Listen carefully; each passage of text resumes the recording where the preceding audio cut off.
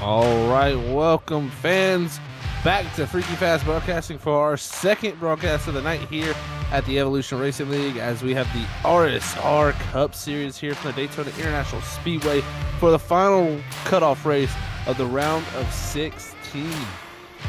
12 drivers will move on after the checkered flag waves. We'll have a shot at championship, but still anything on the line right now. 4 drivers are looking to claw their way in to the playoffs. Do not miss that action live here on Freaky Fast Broadcasting. But first, let's give a shout out to our sponsors who help make it happen here at the Evolution Racing League. First, we have Or Nissan Central, the leading Nissan dealership in Oklahoma City. You can go check out their website at ornissancentral.com. Next, we have Sheffield Graphics, the leading designer in sim racing paint schemes and liveries. It was founded by a Navy veteran, and a portion of every paint goes to the Military Foundation Folds of Honor. It's a great nonprofit organization who gives sponsorship to the families of fallen soldiers and disabled veterans. Make sure to go check them out on Facebook under Sheffield Graphics. Next, we have ButtKicker. Every game deserves a truly immersive experience. The ButtKicker Gamer 2 lets you feel every detail, from subtle footsteps to the rumble of a V10 powered race car. By moving a physical mass instead of only air, the Gamer 2 provides instant, accurate, powerful race response, and it's all perfectly synced with every game with no additional software required. So make sure you go to ButtKicker.com and check out their ButtKicker Gamer 2, and you can use Freaky Fast 20 to get 20% off there at ButtKicker.com of any purchase there online. So make sure you go check them out, and you can feel what you've been missing. Now to the racing action. What we have in store for you tonight is very important. 4 drivers on the brink of getting eliminated. 12 drivers on the brink of going to look on to win a championship. I am Zach Hall. Joining alongside me will be Brandon Colley and Robert Moyer Jr. up in the production box. Brandon, welcome here tonight, man, as we take on the Daytona International Speedway with these Cup cars. We just had an update today that could throw some new fireworks into the mix. But, man, what are we expecting to see, and what's it looking like? Well, I think we're going to be expecting some single file racing here. It seems like this new draft package has been a very steep learning curve, and even as long as we've had it here, guys still not able to really wrap their head around it. Slight tweaks like we talked about today from iRacing. Not sure exactly what they tweaked or how much they tweaked it, but again, just more these guys are going to have to be battling with and try to learn as they race here. Hopefully did a lot of practice, saw a lot of guys, a lot of packs out here during the practice session before the race here, trying to figure out what's maybe a little bit different, what they can figure out to maybe gain an edge as the race goes on here. And you talked about it last race of the round of 16 here, and we've got quite a few guys pretty close to the bubble. I mean, you look at Kevin Rupp sitting in the 12th position, last driver that's going to be able to transfer as the points stand right now. But just behind him, Dustin Stallings in 13th, only 6 points back. James Catrone behind him, only 9 points back. So that is going to be a pretty close battle. And just ahead of Kevin Rupp, Ryan Bean, 8 points ahead, 4 points ahead of Bean for Andrew Little. A lot of guys, if they have a bad race and maybe miss out on some stage points, they could find themselves sitting pretty comfortable now at the midway point in that group of 12 drivers that are going to be finding themselves sitting outside the top 12 by the end of it. You got to keep it clean. Your main focus here, you want stage points, but you have to make sure you don't put yourself in too bad of a position, and you have to make sure you finish this race. Well, I tell you what, looking at some numbers too here, Brandon, I think this is going to get pretty interesting with stages like you said too there, because first of all, did a little math. I think fuel, these guys are going to be about a half to a quarter to maybe possibly a full lap short on fuel for a stage at 25 laps. So this first stage, these drivers are going to have to think at some point to save some fuel, and that is tough to do at a restricted plate track. Especially if you're somebody that qualifies at the front. If you are leading a line, you are constantly burning fuel, never having a chance to lift, utilize the extra speed you're going to have from the toe of the cars ahead of you. Real advantage to the guys at the back of the field that can maybe save a lot of fuel right off the get-go here and make sure that they're good to make it to the end of the stage. You definitely don't want to be running out of fuel and potentially miss your pit box and have to take a tow just a couple feet from being able to refill that thing up, or not even be able to make it back around to pit road and have to stop on the racetrack and go multiple laps down, getting back to pit road with that tow. We got 2 guaranteed cautions. It is a plate track. We're probably going to have more than just the stage cautions, but you don't want to get put a lap down at a plate track because wrecks, guys are going to be ending up going multiple laps down, and if you get caught more than 1 lap down, it's going to be very hard to get back on the lead lap. That is a fact, my friend. At the moment, Matthew Rush at the top of the board here in qualifying as we are just about halfway through this qualifying session. Hunter Hayward going to put down the fastest time there now, slotting himself up. He is locked into that next round. So he is looking to just stack up some points for that next round of 12. Sheffield jumps up to third, actually fourth, as Kuntz and Everett jump to second and third.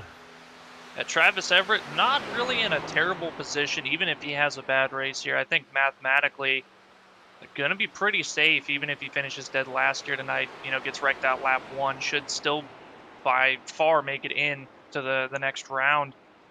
But, looking at the top here, Casey Kuntz, he's battling for that highest finisher that did not make the playoffs. 5th now on the board after getting bumped down a little bit. Chad Biesinger and Dustin Stallings, though, putting down some blistering laps. Chad Biesinger now taking over the top spot. Dustin Stallings going to be second at the moment. Stephen Baldwin as well, having a really good qualifying effort here now, slotting himself into third, bumping Hayward and GT back to 4th and 5th.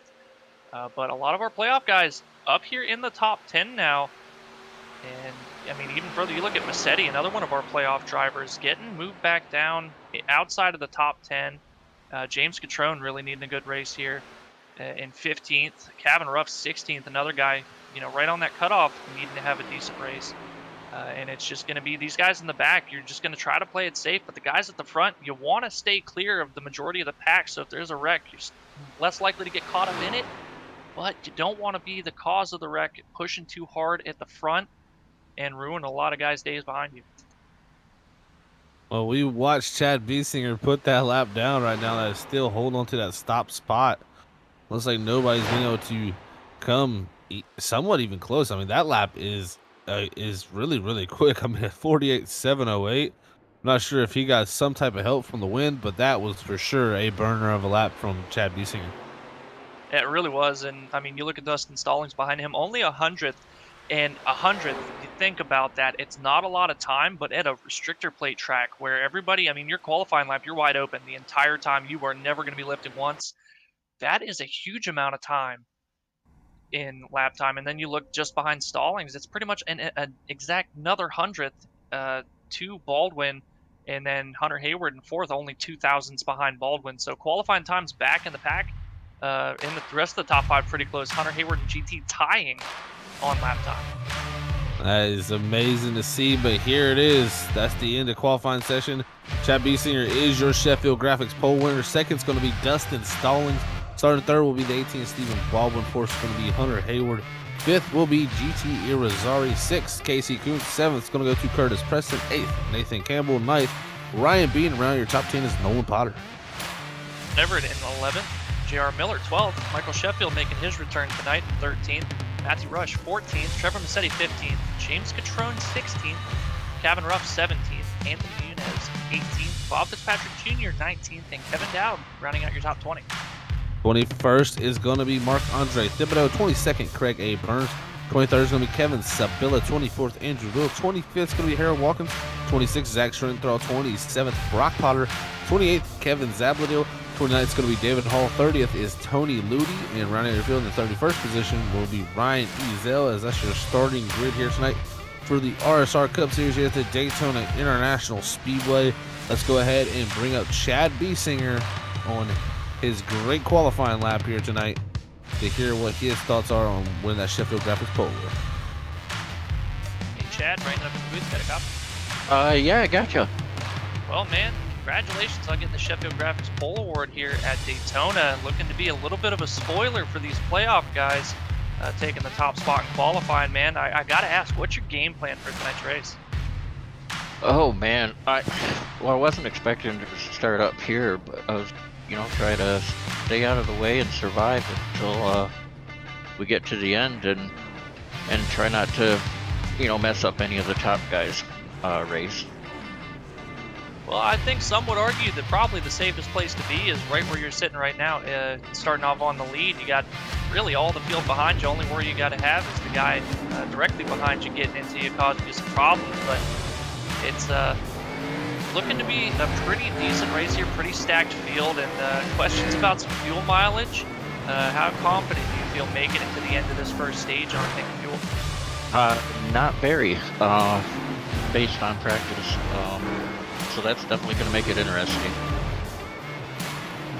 Man, I appreciate you talking with us here. Let you get back down there, get ready to start this thing off, take the green flag, and keep an eye on that fuel gauge, man. And we'll see if you guys are able to make it. Some guys might be running out, so we'll have to keep an eye on it. Wish you the best of luck. Hopefully you keep that thing clean, and maybe we'll talk to you for one of these stages or at the end of this race. All right, appreciate it. All right, that was Chad Biesinger, your Sheffield Graphics pole winner. What a lap from him to start up front. Brandon, you heard it. He said worried about fuel. That has got to be somewhat of a worry for the rest of these drivers also. And I quote, not good. So yeah, I definitely think you don't want to be leading this field here for too long, especially during the first stage. Second stage, you're going to have it a little bit easier with the caution laps eating into that lap count for the second stage. But the first stage, I think you're going to want to be a little bit farther back in the field. We will have to see how it all plays out tonight here for 95 laps at the Daytona International Speedway here at the RSR Cup Series. Playoff race cutoff for the round of 16. Pace car is in this time. Chad Biesinger. Green flag is out, off and away. Not the greatest start from Dustin Stallings up top. He's getting his bumper beat off by the 48 of Hunter Hayward up top as the bottom lane rolls forward with Stephen Baldwin and Chad Biesinger leading that lane. Yeah, Hunter Hayward looked like he had a pretty good start. Had to check up more Stallings. Stallings now saying he apologized to the 48, saying he had to make sure that he did not pass Biesinger on the initial start there. So these guys now dropping back as everybody's starting to trickle into the inside. Ooh, Hunter Hayward cutting the nose off of Casey Kuntz there. That was a gift from the 31 to the 48. You're not going to get that courtesy later on in the race.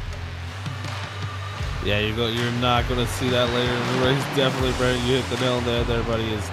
You're seeing, it looks like people starting to get single filed out. We've seen earlier this season our plate races with this new package. It was a single file brigade for the majority of the race. Drivers trying to figure out this package, and I think a lot of them got worried about how much that top side was going to struggle when everybody drops down to the bottom like this. And look at Dustin Stallings.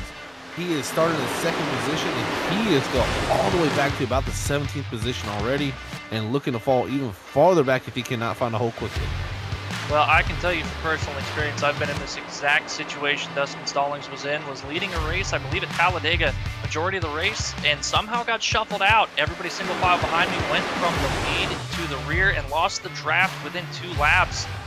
And it's kind of a trap these drivers are putting themselves in. They've convinced themselves that, hey, if you're on the outside, you can't get going, so they all go down to the inside. Now that everybody's on the inside, it's going to take so many cars to commit to pulling out and make that outside look work.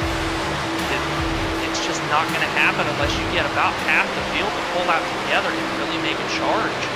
So it was one thing I was hoping that I was not going to see guys who were going to be committed to running side by side and starting to slow down the inside line and really be side by side making it competitive. But now that they're single file, it's going to be a pretty tall order to really start getting the runs going on the high side and making moves forward. You're almost kind of stuck where you're at now and just have to hope that, you know, somebody puts something together here that you can tag along with. Yeah, at the moment, it looks like every single car single file at the moment to complete lap number 3 of this race. So I think a lot of guys are having the same flashbacks. This has got to have a few guys worried, and I'm thinking this may scar a few guys from wanting to move up to that top side, seeing how bare bones it is right now with no drivers electing to go up there. Who's going to be the first to try to get numbers up there is my question. You know, this first stage, I know there's a lot of risk here. There's a lot going on for the playoffs.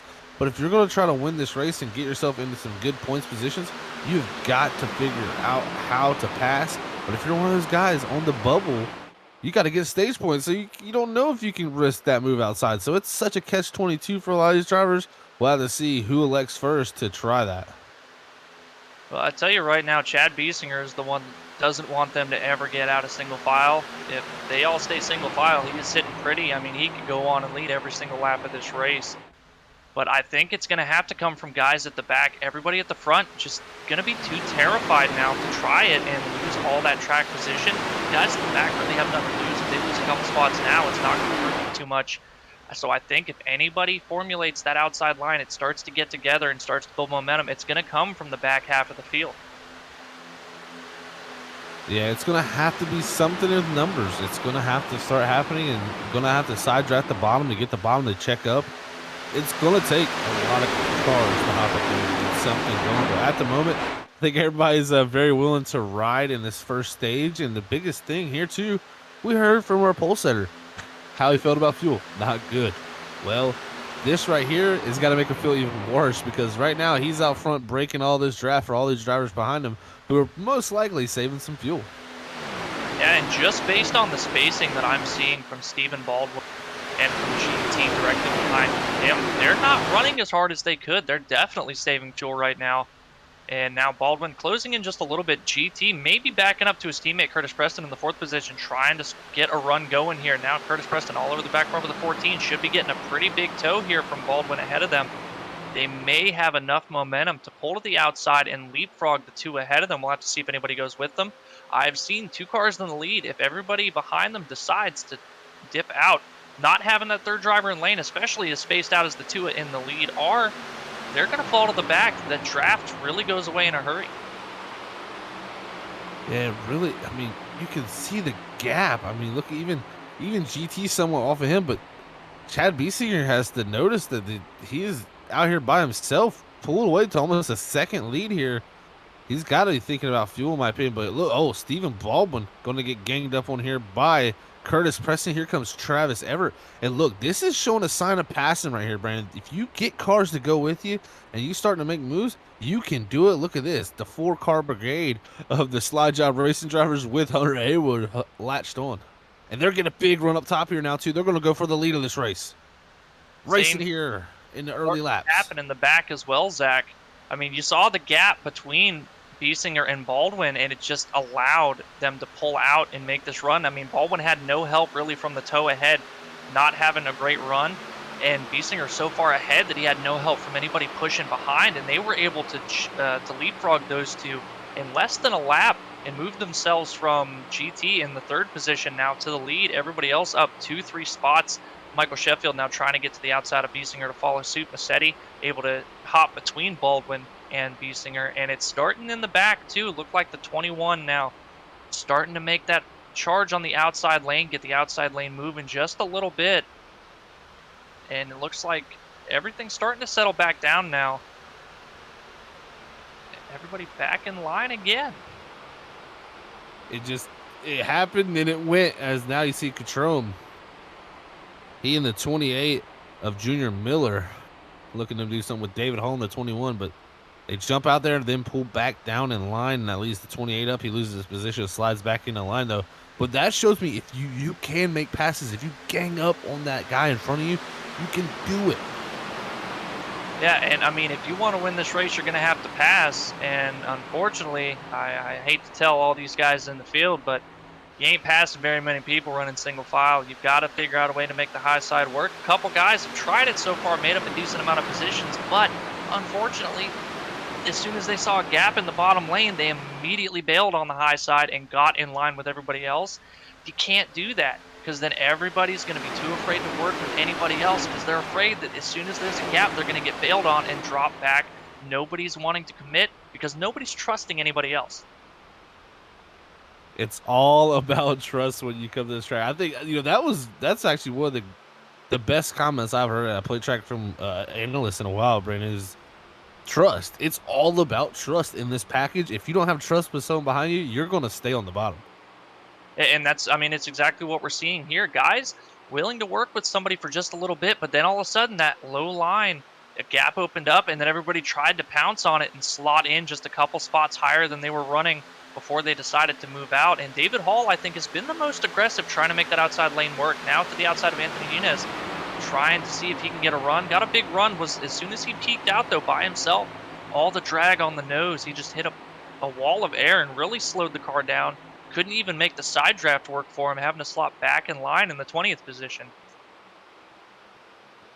Now I wonder how much fuel are these drivers saving? Are we seeing the pace in these cars, or are we seeing, some of the draft? Because really, I mean, looking at the lap times right now, Brandon, 47.56 out front for our Lear GT. They're some of the fastest times we've seen in practice were down in the 45.60s and 50s.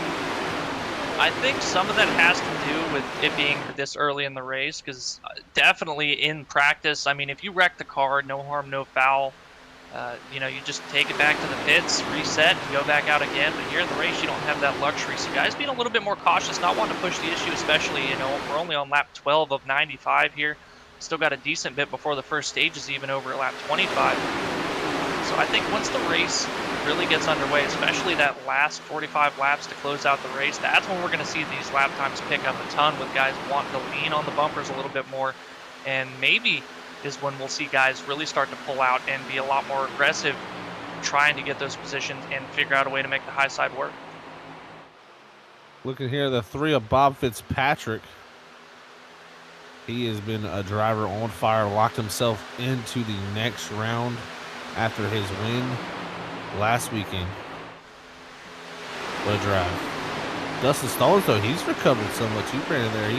He got shuffled pretty much all the way back to this position, the 18th right now, but he has not fell back from there, and now with Fitzpatrick in front, we'll see if these two can lock up together as playoff drivers.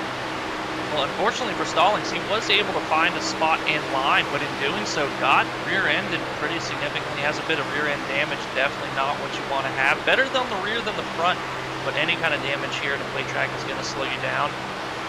The good news is if you have a third car in lane, it's kind of going to mitigate that a little bit. We saw it earlier with just 2 cars not able to hold on very well, but that third car just seems to make all the difference in keeping the pusher tucked up to the lead car. So if you can get 3 cars on the line, 93 should still be sitting pretty good. And talk about Bob Fitzpatrick, it was one of the guys we talked about. He was a proven winner. He was a former winner in the series here. But up until he got his win, I believe the first one at Michigan, just couldn't seem to figure out what he needed to do. But since then, really caught fire. He's tied now for most wins this season with 3 in just a very short amount of time. Really hitting his stride right as the playoffs were about to start here and sitting in a pretty good position. Oh man, just behind him, David Hall and Anthony Nunez almost making contact there again. Hall being super aggressive, trying to make that outside lane work. And again, it just seems like the only one to try it. But now we've got a group of 3 up at the front that have pulled out a line here trying to make something work. Yeah, first car led by Michael Sheffield. His return in that slide job race at number 1. And guess what? He's got his teammates to help with Trevor Massetti. Also, could we see these guys charge forward and get some help? I think it was a perfect week to bring the 1 back out here at Michael Sheffield. The slide job racing team said, hey, Michael, we'd like to have a 4th car this weekend. Yeah, and now that this front pack is side by side, the side draft, when they go down the straights, when they're in the corners, it's going to start slowing them all down. And this is what you need here. Once they get single file, it's very hard to get back double file. But if you can get enough cars to form the line, get the momentum going, and keep the side draft going, you're going to be able to slow down that inside line and be competitive. So far, I think they might need a little bit more help, but Michael Sheffield's still holding on now just to the outside of Hunter Hayward, battling for 4th. Yeah, they were able to charge to that lead car, but nothing from there. Seemed to stall out once that momentum did, and GT holding on to that position, but there is somewhat of a lane. Look at this. The slide job racing guys go up to give the draft to that top lane. See if they can get Michael Sheffield with them, and it'll be a 4-car train of them. What a job. That's a smart move. Look how much it pulled that line forward. The bottom line not at all old. Let's say the slide job racing guys holding up top. Can GT get back down? Yes, he does, but Massetti cannot get down in front of the 48. He's going to get held up high. And it just goes to show you the numbers game. Just the difference in those 4 cars being on the top versus the bottom pulled that outside lane ahead by so much. Now, once they're back on the inside lane, again with the momentum, you You just need to have about an even number in the outside lane, maybe a couple more to really take advantage of the runs that you can get from the high side. You see already now Trevor Massetti just falling back, soon to be outside the top 10, just cannot get the runs going with Baldwin directly behind him. Yeah, that outside line definitely needs a big draft, and it helped for Michael Sheffield there to get him back in line with his teammates. And now it's a 1, 2, 3, 4 here at Slide Job Racing. What a night it's been here to start off in stage 1 for them. Remember, we're looking for lap 25 for the end of stage 1. Can these drivers make it on fuel? That is the big question for all of us up here in the booth. Well, Chad Biesinger, he was the one that we talked to and said it was not looking good. Ever since he's lost the lead, not really trying to, battle too hard to get back to it. Sitting in 7th position right now. Now he has plenty of opportunity to be able to save that fuel to make sure he can make it to the end of the stage. GT, though, the one you're going to have to worry about. He was behind for a little bit, could save a little bit, but has been leading for a majority of this stage ever since they made the move on Baldwin and Biesinger to get to the lead. So that, I think, now is the driver we're going to have to watch. If he cannot make it on fuel, especially the position he's sitting in now, leading this line, if he runs out, that's going to stack up everybody, and that could be calamity. Oh, if he runs out, that could be disaster for sure. As you can see, everybody in the line, except for that 31 Casey Kuntz, he's trying to claw his way forward, but just cannot do it here at this moment as we complete lap number 18, start at lap 19.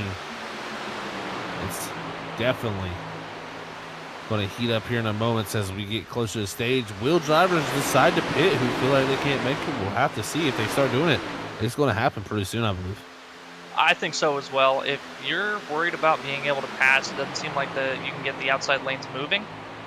Pit before the end of the stage, cycle ahead. You're going to be risking a little bit for the second stage by being shorter on fuel than everybody else is. I don't believe pits close. And now we're getting the call. 98 is going to be hitting pit road this time by. So guys starting to take a little bit early here. I think it's a little bit too early.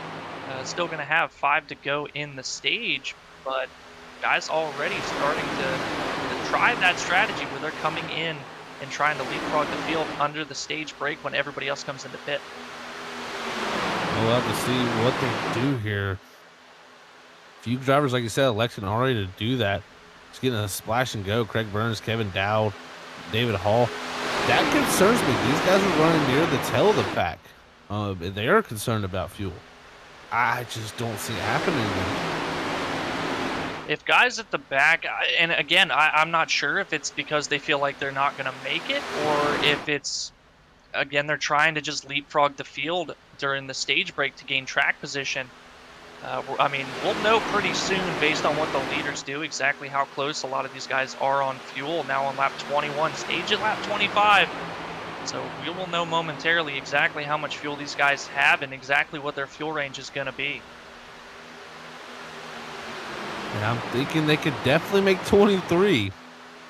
24 and 25, those are going to be the unknown laps where I'm a little bit worried for these guys with the amount of fuel they have in the fuel cell. Stage 2 should not be too much of an issue with the caution laps we get in between there to make the stage a little bit shorter.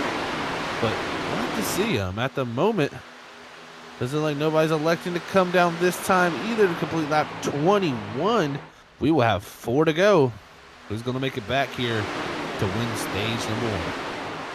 We're seeing quite a few guys, especially from Chad Biesinger back, running 49 second lap times. So they're definitely lifting a good bit, trying to save as much fuel as possible. And I think even GTR leader, I mean, at the start of this race, the leaders were able to run about 180 or so by themselves. And GT's only running about 178 out of turn 2. Now with the draft down the straightaway, 179, never going over 180, even with the draft behind him. So I think even our leaders now have realized, hey, we need to back off the pace and make sure we can make the stage. Yeah, I think this is definitely going to be cutting it close here. Coming to complete lap 22, still no takers, Brandon. Man, if you've gone this far, I think they're going to all try to do it. Well, getting called the 22 and the 2 hitting pit road this time. Very smart move, pitting at least with some help. But I think the leaders, if you're in the front, I mean, if you feel like you can make it, you've got to commit to it.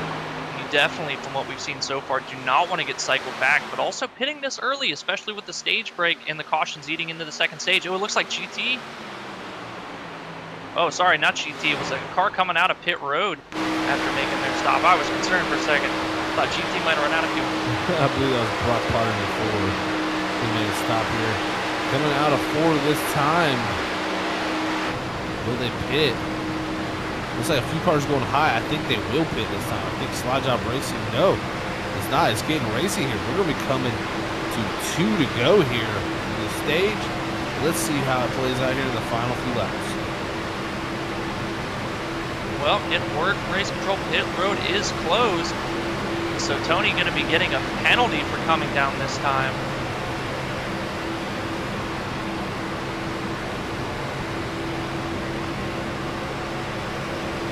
And 24 laps here. And the boat's going to this time by. We'll be going to the white flag for stage number 1. Right now, GT in the 14, your race leader, Sheffield and Water right on board. He jumps out high. He slides up the racetrack, sliding back. My thing is, does anybody have enough fuel to push, or does someone run out here trying to push? And can you make it back to pit road? White flag, though, here waving for stage number 1. Hunter Hayward, a little bit of contact in the back of Ryan Bean. It's going to allow Nolan Potter to slot into that 5th position, now trying to make his move on the 25. I think if you're going to make a chance now, if you can formulate a run, the guys up front going to be saving just a little bit. Oh, no, a little contact with Hunter Hayward. Oh, Potter tried to get in the inside line, and he saved it there. Oh, man, it's starting to break up in front. Here goes Curtis Preston to the outside of teammate GT Rosario here coming to the flag. Here comes Nathan Campbell with the run, though, to the top. Look at the 52. What a run. He's going to clear Curtis Preston and slide him in the second. Can he side draft these guys back? I don't think they will. Here comes Travis Everett. Oh, GT running out of fuel. He's out of gas. He's going to have to hit pit road, and pit road is closed. He's going to get a penalty. Travis Everett is going to win stage number 1 as it all transpires here. Wow. And Nathan Campbell able to come away with 3rd place points here. And Ryan Bean, 2nd place stage points. Going to help them secure a little bit. I mean, Ryan Bean, 2nd place stage points. He was 11th position in points coming into this race. Only a handful above the cut line here, definitely helping the 25. Nathan Campbell just adding a little bit more of a buffer, but the big story there, GT, I think he's still good on points, but definitely not in a good position for this race. Gonna have a penalty for entering pit road while it was closed there. Yeah, that's going to hurt the 14, man. Leading out front, catching them off. As you can see, Travis Everett here, he's still guiding his car back around. But the thing is, these guys got to go around a whole nother lap. I think a few guys are going to run out here. Yeah, might have stretched it just a little too far for some. We're going to find out momentarily. Like you said, have to make a whole nother pace lap before they can come down pit road. And I think Stephen Baldwin may be out of fuel. His pace is slowing now, dropping to 100. Yeah. And 100. I think he's out of fuel. Oh, nope, he's picking it back up, just clutching it a long time. Yeah, I mean, they gotta make it back. You can't slow down too much because you're gonna run out of fuel and you ain't gonna have enough speed to get yourself back. I think that's what a few guys are worrying about here. Casey Kuntz out of fuel on the apron in 1 and 2 now for the 31. Was 11th position at the time. This is where you don't want to run out of fuel, because now he has to pretty much go all the way around the track, and he's already down below 65 miles an hour. That he may not make it back. I'm pretty sure he's going to be coming to a stop by the time he gets to the center of 3 and 4 here. Oh, yeah, he's already down to 50. There's no way that number 31 is making it back here. No. He's out. Stephen Baldwin went around under caution here off the nose of Bob Fitzpatrick. I think Bob Fitzpatrick might have been trying to give the 18 a push and looped him into the outside wall. Yeah, he was helping his teammate there get back to pit road, and that shows you how easy it is. I tell you what, these guys did an amazing job to make the fuel last to this point, Brandon. That was very close for a lot of drivers, and we saw guys running out of fuel on caution laps here, not able to make it back around. And I mean, another big story is going to be some drivers get in contact with that hiccup between the 48 and I believe the 34 guys checking up. I think it may have only been 2, maybe 3 drivers getting in contact here, but gonna hurt their overall pace, especially, you know, don't want to have that happen this early in the race. Draft is going to help, but definitely not going to be leading any lanes anytime soon. Well, it looks like our leaders are off a pit road as Travis Everett, their stage winner here tonight in that 59 machine after last week dominating performance, just coming up a little bit short to get second in Iowa over Bob Fitzpatrick. Let's hear from our stage winner here, Travis Everett from Slide Job Racing, as he was able to save the fuel and make it to the end of stage 1. And here he is. Hey, Travis, Brandon up in the booth. You got your ears on. Yeah, we got you, buddy. Well, man, great job being able to save the fuel and be able to come back around to take this stage win. I got to ask, first and foremost, how close was it?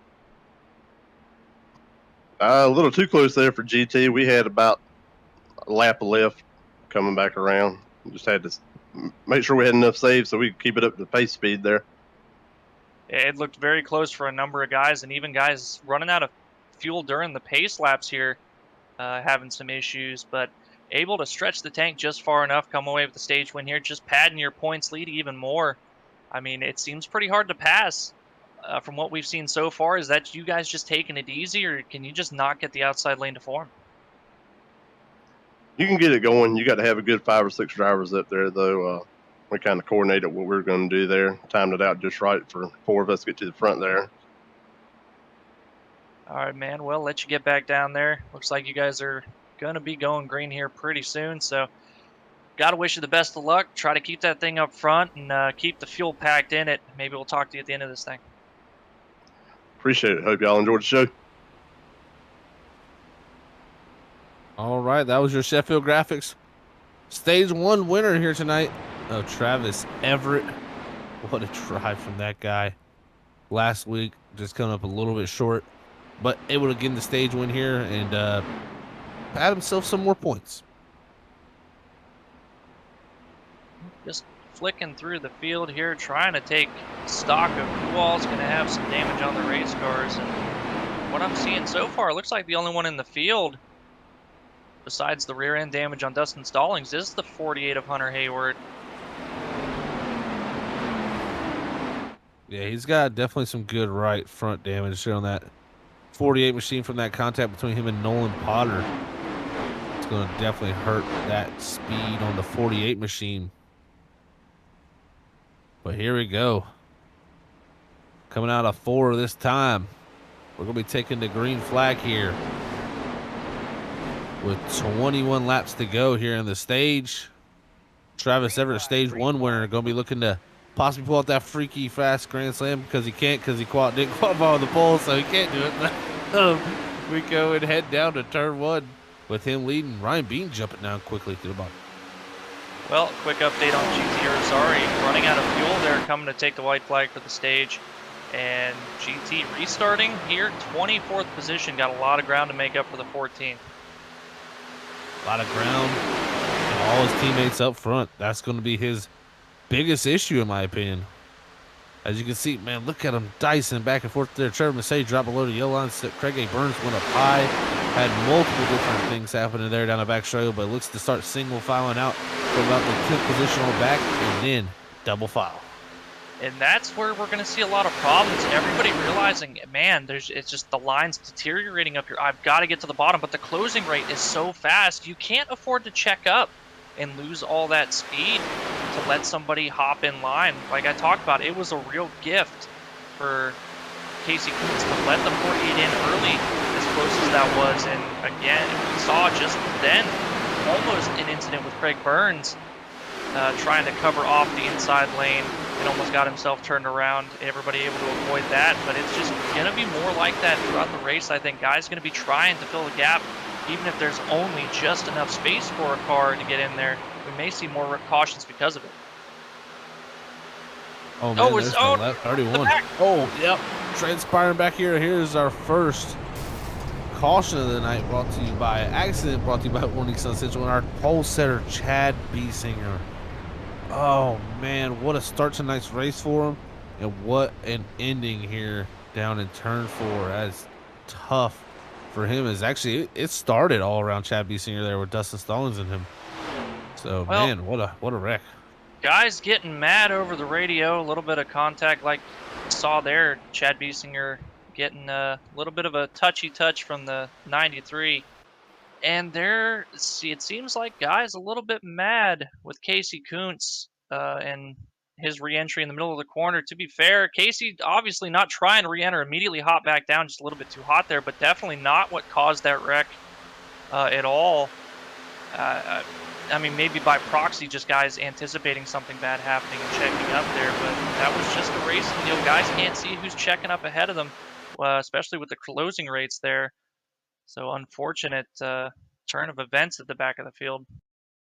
Yeah, you can see even GT Czar in the 14, Nolan Potter, Harold Watkins, multiple playoff drivers, Dustin Stallings, Anthony Yunez, just multiple drivers involved in this caution here on lap number 30, sorry.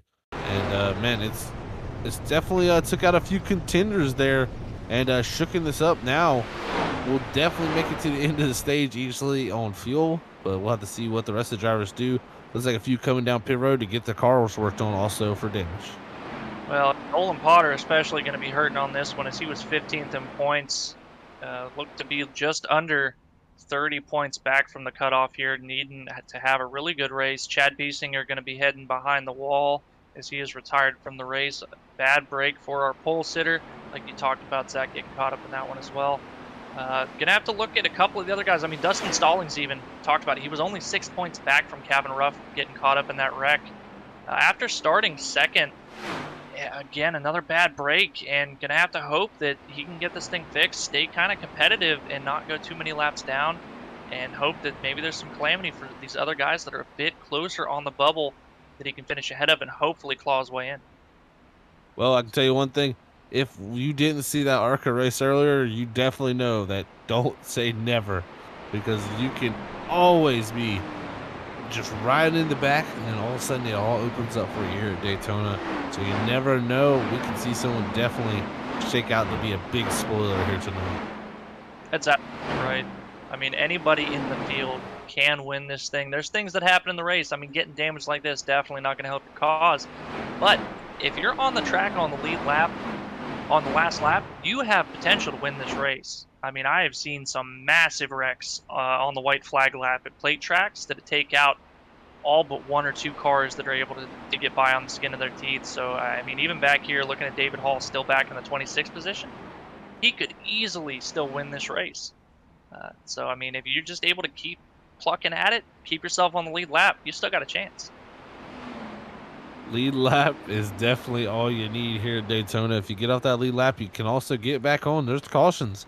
So you got to stay positive and just never give up mentality here. This is a track where I have seen crazy, crazy comebacks and crazy victories. So never say never as these drivers pace for the final time here before we go back green flag racing at stage 2. Everett's going to have the lead with Ryan Bean in second. Cotrone, he's drove all the way from 16th to 3rd. Great drive for him. Kevin Russ, 17th to 6th. A lot of drivers really charged through the field so far. Yeah, absolutely. Seeing Stephen Carey out there on Facebook saying, let's get another Potter in victory lane. That would be a story, wouldn't it? Having the Potters sweep victory lane here on Tuesday night. Brian Fine also in the chat saying, come on, Kevin Zabladil. And unfortunately, Kevin Zabladil in a must-win situation, being too far back on points in 16th at the moment. So definitely going to be wanting to get the win for the 17th. Yeah, it's definitely going to be tough for a few drivers, but a win in your end is a possibility for any one of them. Dustin Stallings on the outside looking in, James Cotrone looking on the outside in, Nolan Potter and Kevin Zabadil. There's 4 drivers looking for anything to play out for them tonight to help out. But man, this is going to be wild. We got Cotrone up front. He's looking for a win to get himself in. And you know it's going to be aggressive. Pace car is going to look to come off this time. Pace car down the pit road. Travis Everett in control of this race. Green flag is out. He's off and away. His teammate Curtis Preston will get a nice jump trying to pull that 29 past the 25. Can he do it? The 25 trying to get the side drive. He does pull him back somewhat. 25 able to hold to the quarter panel as they enter the corner of high. Everett's going to have some type of decision here going through 3. He's going to have to leave his teammate here unless he gives up the bottom. He closes it off and finally decides, sorry, Curtis, I cannot help you here. Yeah, it was a much easier decision considering how much the front 4 had really pulled out a gap. And, I mean, talking about Catrone now sitting in 3rd position, thought he had a good chance to come away and ride 2nd. But, we talked about it, he's only 9 points behind the cutoff. Sitting now to get really good stage points if he can hold station and take away a top 3 for the stage. And just put it in the bank. And hope that he can stay out of trouble for later in the race. And surprisingly now, as the field is starting to catch up to this 4-car breakaway, Hunter Hayward with his damage able to hold on to 5th right now. I'll have to see if anybody is able to challenge. He's a good bit off of Curtis Preston. Going to be wondering if maybe that damage is hurting his ability to stay tucked in at full speed. Yeah, I think when he's right there, he should be all right. Now, if he tries to lead a line, that 48, I think, is going to have some type of difficulty there. I think that's where his problems are going to lie. He just needs to find somewhere nice to ride and hopefully time it perfect to where he can get that run and it doesn't stall out for him. And maybe they can get that fixed on and worked on a little better in this next stage. We will have to see. But definitely some good right side damage for that 48 there, holding on to a great spot right now. Yeah, and anybody watching that has not been a part of the iRacing service and has not taken part in a plate race like this, there's nothing more frustrating than getting any type of damage at a plate track, no matter how small, because essentially you've already realized at this point, realistically, you're not likely to finish any better than 2nd place. You're kind of relegated to being a pusher because that's all you're going to have speed for. You try to lead a lane. It's very much like a parachute. As soon as you get that clean air on the nose with the damage, it kills all your speed, especially with this draft package we have now. And so Hunter Hayward looking to just kind of sit in line, hopefully not get shuffled out and not be put into a position where he has to lead a line. And at the moment, still single file throughout this field. Drivers still electing that. You heard Everett said you can get it done. You just need numbers. And that's the problem. When everybody's electing to go on the bottom, you're not going to see much passing just due to those numbers being down low. And right now, it looks like the only car's out of line. The 5 of Ryan Ezell back in 19th, and he's got Craig Burns directly behind him. And they've not been making much headway. And now, Craig Burns not even really tucked in behind the 5. I guess just accepting his fate, falling to the back of the field here. And a shame. It's frustrating. You just can't get anybody working. You're saying, come on, guys. I'm committed to making this work. I'm willing to risk it. I'm putting myself out here. And everybody essentially just taking advantage of you for some free spots and not, willing to try to see if they can make it work and gain a whole lot more than just the 1 spot by passing you.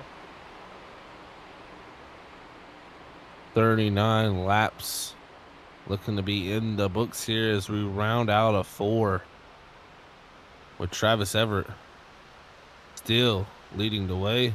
Sorry, actually, round out a 4, we're rounding out 2. I got mistaken. As they come down the back straightaway.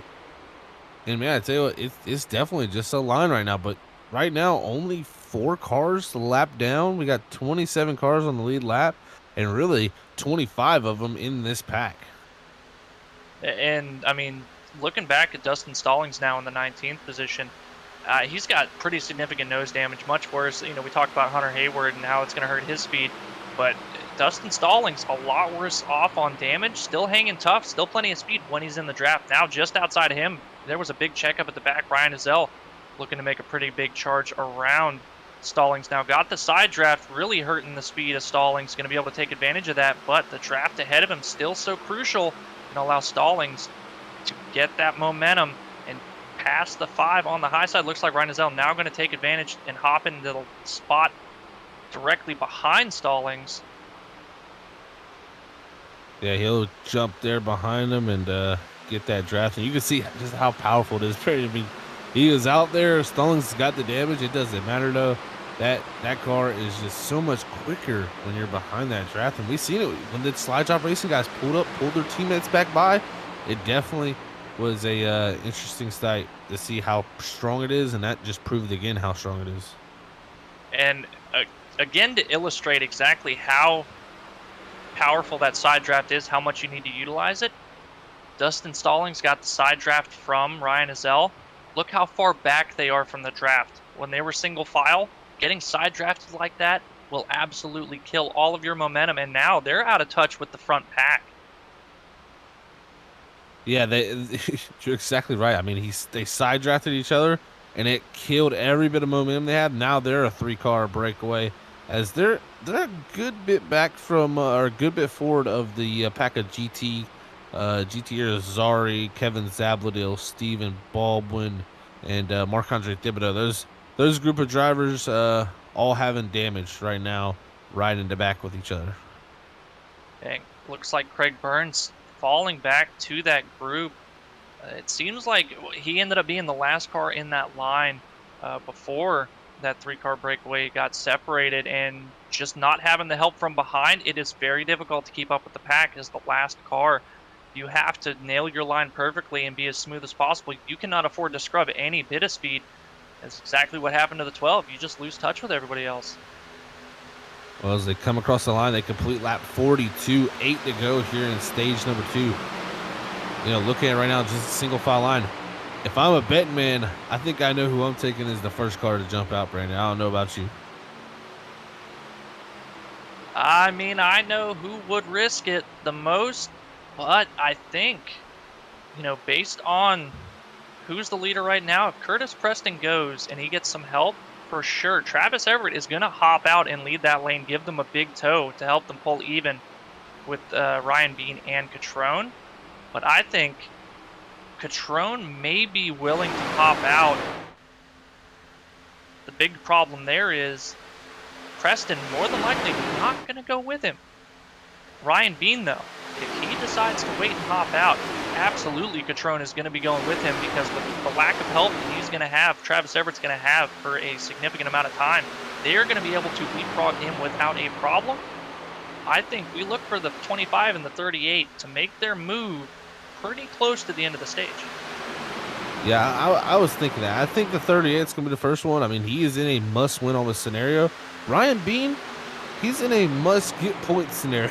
You know, he wants to build as many points gaps as he can, because if Catrone wins behind him, he needs to move up a few positions in the points to make sure he's not 12th in points. So my big thing there, get as many points as you possibly can for Bean. But I think Catrone, he's going to try to set something up here and be the first one to dive out there in that 38 to try to go for that stage win. Looking at Catrone, he's not completely in a must-win scenario, especially where he's sitting now. If he was missing out on stage points, it would look pretty grim for the 38. I'm not sure what Kevin Ruff got in the first stage, but considering where they're running now, I mean, he's only 9 points behind, going to be able to chunk into that pretty good. Ruff going to be getting some stage points as they run right now for this stage, but going to be able to eat into it, and then depending on where they finish before the end of the race, it could potentially be very, very close for James Catrone and Kevin Ruff. And I mean, Ryan Bean, he's in the exact same boat. He's going to be getting a significant amount of points here. If he, you know, not even wins the stage, just finishes second, a good handful of points to kind of pad himself from that cutoff. I mean, these stage points really kind of shake everything up, and hard to keep track of as the race goes on, who finished where for what stage, and try to tally the points real quick in your head to get a rough idea of what we could be looking at for the end of this race. Yeah, I think it could be pretty close on that cut line. It could really get crazy. I mean, it's really hard. Personally, I didn't take down the first stage's finish in order there, so I really couldn't tell you how it's going to play out there. But man, I can tell you this much: we've had a wide varying number of drivers up here in the top 10 and playoff drivers at that. So I'm thinking something major is going to happen here as we come by on lap 46. It's going to be 4 to go this time. What lap do they do it, Brandon? You know, 4 to go here. I think that's still too early. I think so as well. You don't want to give anybody else too much of a chance to almost pull the same strategy on you. If too many guys hop out behind you and you pull down, they're just going to stay tucked out, and they're going to have the numbers advantage. You want to give yourself as little amount of time to have to fend anybody else off as possible. But back here, about the 10th position, Nathan Campbell and Zach Schrittenthal, They are digging on the outside, getting word now. Bob Fitzpatrick in the 3 going to be pitting this time by, as well as the one on Michael Sheffield. Travis Very Everett. interesting. Travis Everett's pitting. Going for track position, I believe, here, because, I mean, this final stage, if you pit here now, you should still be able to one stop to the end. Here they come. A lot of drivers electing to do that there, man. That is an interesting call. I mean, if you're locked in like these guys are and good enough on points, you don't need stage points. You can come down now before pit road closes and get that track. Well, pit lane just closed, but look at this run coming from the 52 and the 2. Hunter Hayward thought about blocking that for a second, and I was thinking Hunter Hayward being behind Patron, he may have some help. Now, Hunter Hayward's still going to be sticking it to the inside of Campbell, but getting the side draft and slowing his momentum. If Patron decides to go, I believe Hunter Hayward will go with him. And unfortunately, this is all kind of brought Kevin Ruff closer to the front, going to be hurting Patron's advantage from getting the stage win, cutting that little buffer that he was going to get to gain on Ruff even closer. Oh, and you know Ruff has got that in mind, too. He knows the drivers below him. He needs to get stage points. He sees one of them right there directly 2 cars ahead of him in that 38. But here we go with 2 to go in the stage. Who's going to have enough here to last? Catrone really backing it up. He's going to have a major run down the back straightaway here. Hayward with the big push. Campbell, though, and Schrinthal coming with the major run. If Catrone goes for it now, here he goes to the outside down the back straightaway. Here goes the 48. They have numbers up top. Can they get the run out of 4? Looks like these lap cars, though, are going to be helping the inside lane just a little bit. Catrone cuts off the advantage of the inside. Now comes back up for Hunter Hayward. Campbell going to the outside of Hunter Hayward now. Hunter Hayward trying to, he almost gets turned across the 25. Ryan Bean cutting him another break. I mean, you got 3 strikes and you're out. Hunter Hayward using up 2 so far in the race, but we are on the last lap of the stage. James Catrone, great move to pull out and potentially get this stage win. I know some people say 2 strikes is enough, so you never know who you're playing with. But here it comes down the back straightaway. Nathan Campbell, he looks to the outside. Catrone does some sort of a block here. Here comes Potter. He's teammates with Campbell. He gives him a draft. He pulls up out the way, but the inside lane going to be too much. Catrone with the help of the young man in the 48, the 25 of Ryan Bean, the 77 or 112, sorry, of Kevin Ruff. They're going to head through turn 4. Here comes Ryan Bean out of 4. Not going to be enough as James Catrone is going to win stage number 2. And I tell you what, if he can repeat that there in the race, it's going to make that cut line even more interesting. It absolutely will. James Catrone comes away and wins this race. That is really going to shake up the cutoff picture with, I mean, especially how close it is. Ryan Bean, though, unfortunately just missing out on second place stage points, which would have helped him even more, realizing the position he was in with James Catrone just a handful of points behind him picking up the stage win.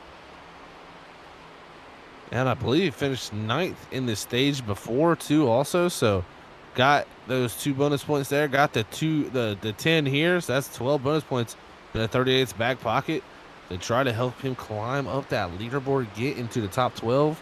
And 1 point is all that matters. You get that 1 extra point on the driver, you're going through. They're going to have the rest of their season over. Yeah, man, it definitely makes for some drama here at Daytona, being a cutoff race, and it showed it, I mean, each and every step of the way so far. And I mean, we're only halfway through this thing. Going to be a little bit less than halfway when we go back to green. Going to have a 45 lap stint to finish this thing out, probably closer to 40 by the time we get the green flag. And we saw how much action there was in 40 laps in the ARCA race. It's definitely not over by any means just yet. Not one bit at all. Here we are on the pace lap. We'll be coming back this next time by to hit pit road, and then we'll get a talk with your stage 2 winner of James Catrone. As it looks like the drivers who was leading, Travis Everett and Curtis Preston, they stay as the last cars on the lead lap too. Well, going back to the incident between Hunter Hayward and Ryan Bean, talking about it under the pace laps here before they hit pit road, and you talked about some guys would say 2 strikes is more than enough. I mean, me personally, you only get 1. I'm pretty sure that it was very fortunate for the 48 that it was a different numbered car behind him that he pulled that move on. But I'm pretty sure at this point everybody in the field I think it's tallied up 2 strikes for everybody at this point.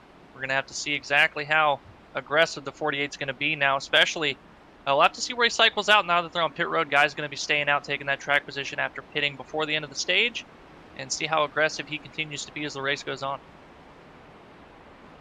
Well, here they are hitting their boxes. Catrone jacking that car up, getting tires and fuel. And I tell you what, one thing I'm seeing interesting is you guys not changing tires, and I don't see the purpose in not changing tires. It's going to be about the same amount of stoppage. You got to put more than 1 can of fuel in this car. Especially considering the way the handling characteristics are now with this draft package, you really start to use the right front a lot more as a trailing car than you did in years past. So absolutely, I mean, even if you put 2 on, it's going to be huge in terms of being able to handle in the draft. But I mean, for some reason, guys decide not to take their set. Yeah, definitely interesting calls there. But let's go ahead and bring down James Catrone, your stage 2 winner. James, Brandon in the booth, you got a copy. Yeah, I got you. And great move, waiting there till almost the last second to pull out to pick up this stage win. Had a little bit of blocking to do to make sure you could hang on to it, but that's an extra 10 bonus points in your pocket as you're not too far off from that 12th place cutoff, man. How are you feeling after the stage? Better, still not good. Kevin, I got to beat him. He's finished 4th, so I didn't gain a lot. I'm pretty much in the mindset where I got to win it. That's the only way I know I'm going to be in. Even 2nd isn't a guarantee, so I'm just going to go for that. Well, talk about winning you're in, man, and that puts pressure on you to feel like, hey, I got to come out here and win. That's the only way to know for sure. But what do you feel like you have to do to put yourself in that position to steal this win away and guarantee your spot in the next round? It's looked pretty hard to pass out there until really late in the run, you know, especially coming down to the last couple laps to go when guys really start to make their moves. Yeah, definitely keep the car clean because this new update lately, even a crinkle on the fender and 20 seconds of damage makes a big difference. So you got to keep the car clean and have a little luck. And I haven't had much lately, so hopefully I saved a little up for this race. So. Well, definitely luck absolutely coming into play for a Daytona race, or you know, any plate race, Daytona or Talladega.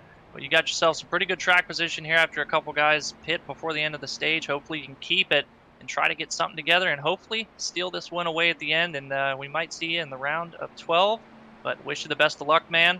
And we're going to be keeping a close eye on the 38. All right, thank you.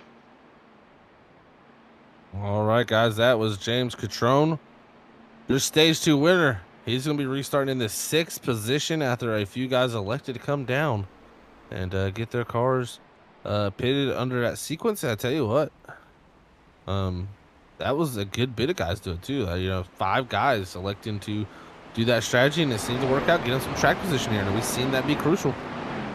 Well, unfortunately, it's going to put them a little bit farther behind on fuel mileage. Going to have to pit before really everybody else in the field. But also, Trevor Massetti, our leader currently, won the dual race to Daytona, has not won a race at all this season other than that non-points race. Looking to steal the win here at Daytona as we're back under green. Really good restart. Everybody else, Bob Fitzpatrick, a little bit of a wiggle though. Going to give the inside even more of an advantage here. Have to see exactly how this field shakes out. When do these guys decide they're going to hop to the the inside lane here, or are they going to decide to stay too wide and try to make it racy? Bob Fitzpatrick giving a little bit of a gap. Oh, hearing some checkups in the back here. I have to see exactly what's going on, but might have been some calamity. We're still under green though.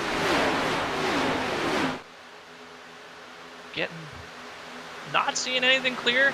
Guys trying to figure out what's going on, get sorted out, and getting word on the radio here that apparently Ryan Isell getting a black flag. Going to be a pass through at the very least under green. Definitely something you don't want to have happen at Daytona. You're going to lose yourself a lot of time, but more importantly, you're going to lose touch with the draft as the guys up front finally getting racing side by side. Looks like Hunter Hayward pushing James Catrone on that outside lane here, trying to charge the front. Bob Fitzpatrick still in line though with Trevor Massetti. And it looks like, man, that outside lane finally got a couple guys to be committed with it. And they're starting to make that charge. Outside lane definitely charging forward. Look at Catrone winning that stage. And this is showing you can do some on the outside, I think, Brandon. This is what we need. This is the race in action we've been looking for all night. Yeah, you just need enough cars to show everybody that, hey, this can be done. And now they saw this line not only contend and keep up, but charge forward and have potential to take the lead. And look how many guys are hopping out behind them to start filling up that outside lane. And what it's taken is, I noticed through the corners, you have to side draft that inside lane. They have the advantage down low. On the straightaways, the inside lane needs to draft the outside lane. We get the advantage on that outside by going long the way around. And here they go. Look at him trying to grab the quarter panel. Couldn't do it that time for the 30th Patron. He might get a decent run out of here. Didn't get the side draft he needs as they're going to be dead even down the back straightaway. Just a lot of wiggling going back and forth this pushing. And I heard all the calls for a checkup on the initial start there for the restart, and a little bit of a checkup on the inside lane. Ryan made significant damage, got into the back of Curtis Preston, had a number of cars collected in that, and Ryan Bean, unfortunately, I mean, he has got huge amounts of damage, definitely off on pace. So I think the 25 hoping to file in line here and get a decent bit of yellows. He's going to need quite a bit of time to get that 25 fixed and be somewhat competitive on speed. Patrone and Hayward jump down to the bottom in front of Massetti. What a power move from those two, the 48 and the 38. They are looking very good. The 88's pushing them along. The cars ended in the 8s are flying right now up front.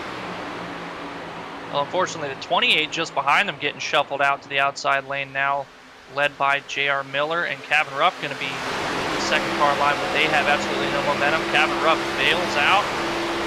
Tritton Thrall going to also elect to stay on the inside. Unfortunately, J.R. Miller going to be falling rather rapidly.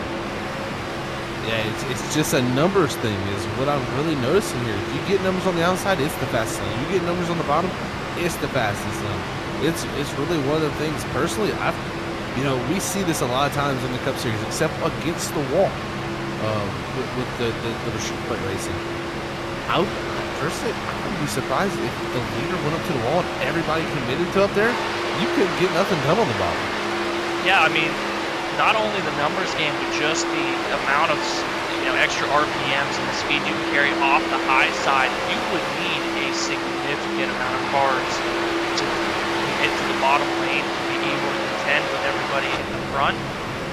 But I think if the leader decided to go to the outside, him leaving the inside open, everybody's in the mindset now that single file train along the bottom. They're not going to go with him. They're just going to leave him out to dry, unfortunately. But I think if you wanted to make sure nobody's going to be able to pass you, and you want to run single file, you get up right next to up against the wall. You're pretty much guaranteed to run where you're at. We're riding on board here with Nathan Kill. I think you brought up a great 2 points there, Brandon, about if someone does that, they go up top there, they're done. Everybody's going by one of the bottom. That's just the mindset it is right now. But it's just seeming like that numbers game. So I think wherever these guys decide to place themselves, it's going to be the fastest line. At the moment, right now, Nathan Campbell, the 52, he's right now in that 8th position. And the amount of checking up going on in these lines is very dramatic. There's a lot of big runs being generated. Nobody's taking those chances yet. When we get down to that final 10, 15, or 5 to 10 laps, these runs these guys are getting are no longer going to be lifts. They're going to be pushing and then jumping out. That's exactly the point I was going to make, Zach, that these runs are, if you're wanting to formulate that high side, these type of checkups and the runs you're getting on them, that's what you're looking for. That's your opportunity to pounce and gain a lot of momentum, essentially for free. And you were hoping that a lot of guys go with you, and you can pull up next to them and start the side draft. And once the pack kind of gets side by side, I mean, it just stays that way. As long as guys commit to running the line and trying to make sure their line moves forward, you're going to be even. It's just when you formulate it and guys start to see 1 or 2 guys bail out, everybody starts to panic, and then they bail out. Well, we're going to be looking at pit stops really from laps, in my opinion, lap 77 on. Well, I think you want to give yourself a little bit of extra fuel, especially, I believe we've got 3 attempts at the green-white checkered. But you're going to want to make sure you can make green-white checkers without having to come down to pit, because you do not want to give up your track position with 2 laps to go. That is, if you had a chance to win, it's gone out the window at that point. So run it, I think, as long as you can to where you feel comfortable that, hey, if we go all 3 attempts, I am not going to have to pit for fuel. I'm going to be fine. As soon as they hit that marker, I think that's when everybody's going to come down pit road. Yeah, I can agree with that, Brandon. It's kind of one of those deals you gotta do it at a certain time. It's all about timing here at Daytona competing. You know, we think about overcuts. Those are not really a thing. It's kind of all about pit entry, pit exit, getting in there and out quickly instead of really what lap do I take my tires to get that undercut or overcut on the driver. So different mindset, but man, it's definitely nerve-wracking time in a place where you can lose the race. Yeah, and the pit strategies at Daytona and Talladega are really unique in the fact that a lot of times your hand's almost forced to when you pit, because you have a number in your head roughly where you're wanting to go in, but you can't afford to pit alone. You cannot afford to make the mistake of coming in thinking guys are going to be pitting in the same time. That you almost have to wait for guys to say, I'm pitting in this time, before you're like, okay, I got to go now. And sometimes it's a little bit later than you want, sometimes it's earlier. And the undercut, not as effective as a traditional 1.5 miles or a short track. You can make the undercut work, but again, it's entirely dependent on who goes with you. If you got a good group of guys that can run smooth and stay tucked up and really close to each other and carry a lot of speed, just that 3 or 4 car pack, you can absolutely jump all the guys that stay out a little bit later than you. But you have to have that, and it's the same thing if you decide to go out a little bit longer. If you've got a good group of guys that can stay tucked up with you, you can negate any type of disadvantage you might have by staying out a little bit later and still come out in the lead. Now, I want to talk about one thing is, Catrone leading right now. This puts everything in an interesting situation. I mean, like you said, 9 points back from Kevin Ruff entering tonight, but with him winning the stage there, it does make it somewhat close, but Kevin Ruff got good points. So if he wins this race, does Kevin Ruff beat Ryan Bean? He's got damage now. I mean, there is so much to play out still right here. Thinking about the stage points, I think Kevin Ruff, if he finishes top 10 with Ryan Bean having the damage that he has now, especially if we don't get another caution, and Bean does not have a chance to get that fixed on pit road. You can't afford to do it under green, obviously. I think if he holds a top 10, preferably as close to the top 5 as possible, I think Kevin Ruff, under the situation that Catrone wins this race and knocks that cutoff driver down, I think Kevin Ruff will be able to just barely edge out Ryan Bean to take that 12th position. Yeah, that would be crazy to see. I mean, think of this. Ryan Bean, 3 wins this season. At one point, was the leader in wins. Now tied with Bob Fitzpatrick, Hunter Hayward, and GT Rosari. Man, that is crazy to think, because at some points he was the favorite, looking like going about midway through the season. And I mean, that's just kind of the nature of the knockout playoffs, the elimination rounds. You can't really afford to have bad races. You've got to go in with the mindset, especially that, hey, I've got to win to get into the next round. I can't count on points. So any chance you can take to get a win, you have to take it. And I'm looking back through the field here, Zach, and it's about from the 13th position. I'm not sure exactly what happened. Brock Potter in 13th. These guys have completely lost this front pack. I mean, they're over 10 seconds back now from the 12th place driver of J.R. Miller. And I think Potter might have a little bit of damage. He's kind of getting freight trained around the outside now. I guess these guys feeling that he might be slowing down their lane just a little bit. And I mean, in that pack, you've got Craig Burns, GT, Andrew Little, Stephen Baldwin, and Michael Sheffield in the second car in that lane now. These guys trying to make any headway they can, feeling a little bit too far back. Well, looking at this too, some drivers who have had some trouble tonight. Harold Watkins. I mean, he was only 15 points up on Kevin Ruff. At the moment, Harold Watkins is 26th position, 3 laps down with damage. Not looking great for him, possibly. It could be close points-wise there for him. Andrew Little also 16th. right now in the position-wise, and he only came in here tonight about 12 points up to the good from Cabin Ruff. So, man, with Catrone winning, it puts a lot of these guys under pressure. Absolutely. I mean, you've got a bit of a buffer, but you cannot think it by any means that you rely on that buffer because, I mean, like you talked about, all it takes is Catrone winning this, and that buffer means absolutely nothing, especially when you're guys that are only separated by a handful of points. I mean, Andrew Little and Watkins separated by 4 points, 3 points. I mean, that's huge if they get bumped down. And considering how poorly they're running right now, especially Harold Watkins, I mean, we talked about Cabin Ruff and Ryan Beam being close. If Catrone wins this, they might be perfectly fine. I mean, now we've got to look at Watkins and Little as to, okay, where do these guys cycle out? If these guys get stage points, how much trouble have they had? And where are they going to finish as to who gets knocked out? That's the many questions we have up here in the booth. If you have any questions out there or comments or concerns, hit us up in chat. Thank you guys for all tuning in here tonight at the RSR Cup Series for their playoff cutoff race here in the round of 16 here at the Daytona International Speedway. Lots of stakes on the line. Man, it's T-bone. you know, when I said stakes, I actually thought of steaks. It was definitely on my mind too there. As man, we're going to get that segment I was talking about cooking with Collie. Maybe we'll have to talk about steaks one day. You can get mac and cheese with hot dogs cut up in it. Yeah, it sounds great to me. I'd take some. Let's go. You know, that's weird. Usually this is a little off topic, but usually me and Lee are the ones that talk about food during broadcast. Now me and Brandon have turned out to talk about food during broadcast. With 25 to go, pit stops are about to happen. These guys might be able to get them a snack under this pit stop possibly too.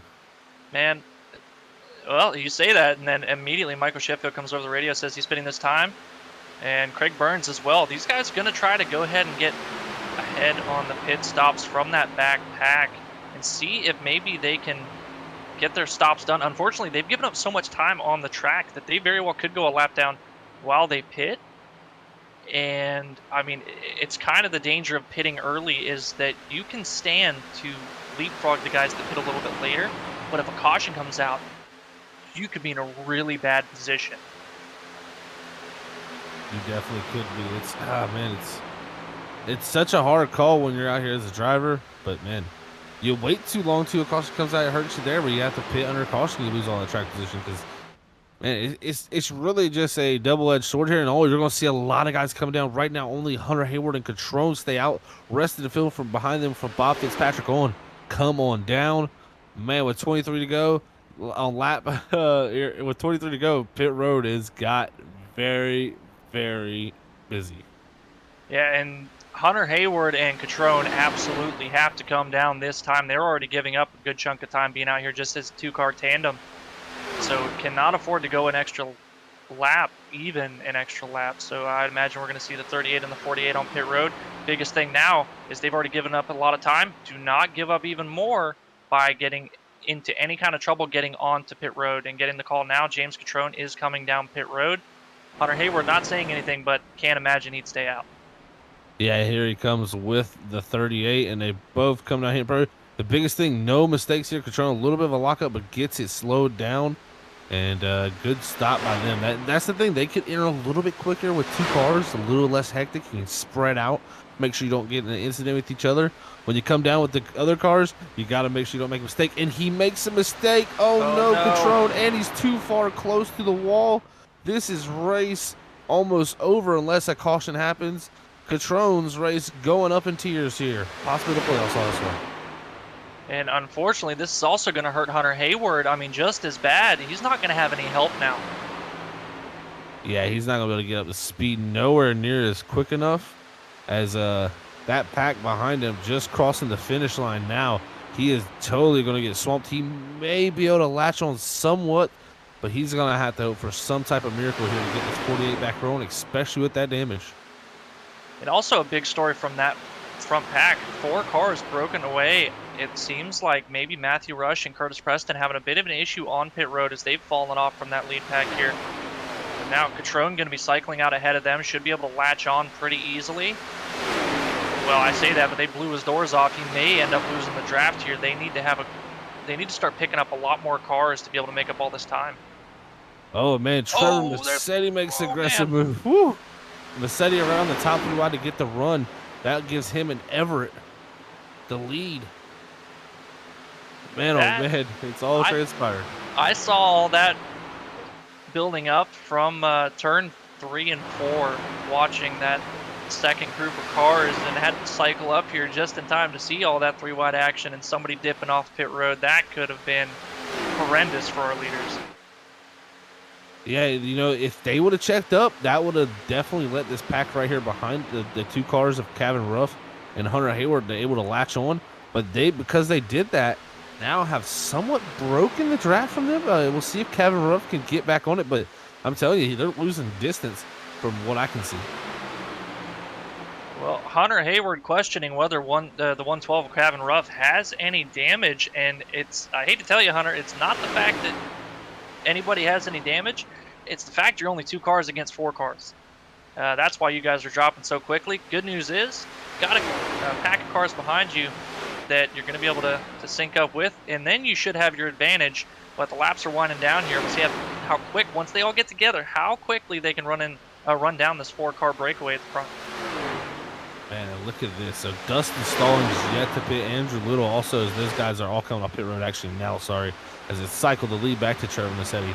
But Massetti up front, Everett in second, Fitzpatrick in third, and Schrinthal in fourth. Man, this group of 4 here have such a great storyline. Massetti, no wins this season, so close throughout the whole entire season. Battle for the points lead at multiple times. 59, Travis Everett, 2-time winner. Man, he probably could have had 4 or 5 wins this season, how good this 59 has been. And he just been so good in the first round, been solid. And then, oh no, this changes everything. 4th caution of the night brought to you by Ordisson Central, and this is going to shake it all up with 19 to go. I heard the call, tried to find it.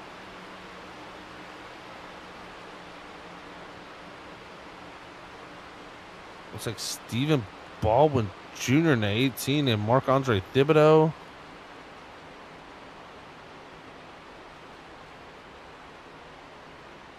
Yeah, we'll go back on the Freaky Fast replay, and I believe it's going to be involved between them and the 13 of Tony Ludi. They're catching as Ludi comes out of pit road up ahead of him. Ludi on the bottom, and Baldwin decides to go under that half-lane little mark. And that is not enough room there. Baldwin making the wrong side to go on, and then you're going to see him tumble over, and Thibodeau, Ludi, and Baldwin, all 3 involved in this wreck. And now, Catrone, he has got to be thanking the racing gods for this, because, man, he's back in a position to possibly win now, being in our 9th position with this caution. Definitely not over. A big lifeline for the 38. Allowing him to essentially gain all that time on the leaders for free, not having to worry about if his lane or his group of cars that was about to form was going to be able to run them down.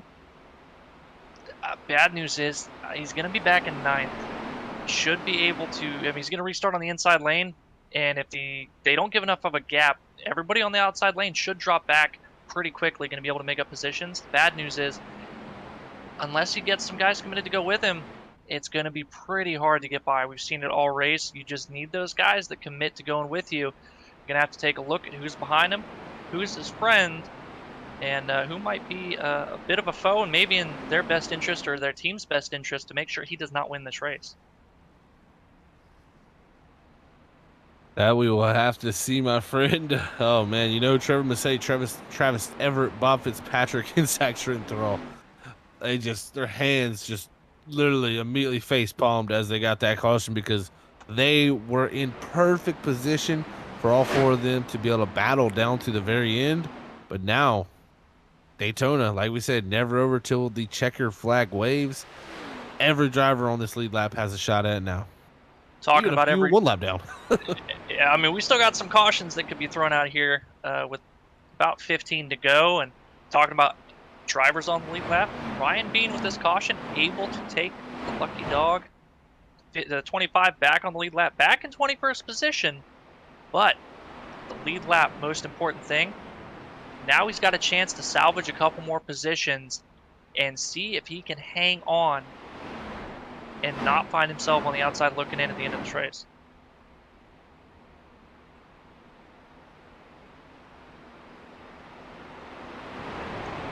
I can't talk enough about Massetti. I mean, we've mentioned it numerous times throughout this season. He's got one win this season, but a non-points paying win. However, it was right here at Daytona to open the season in the duel race. We know he knows how to win here. Granted, the package is a little bit different, but again, we find him at the front of the field. If anybody right here, I think, can win this. I mean, Ryan Bean, we talk about how good he is at plate tracks, but Massetti, especially good at the plate tracks. I think this very well could be the race. He finally gets the W, that points-paying W for the season. And, I mean, after waiting and coming so close all season up to this point, that'd be a huge momentum boost, especially when it comes in the playoffs to start another round. I mean, this could be a huge momentum swing for the 88 if he can pull out this victory.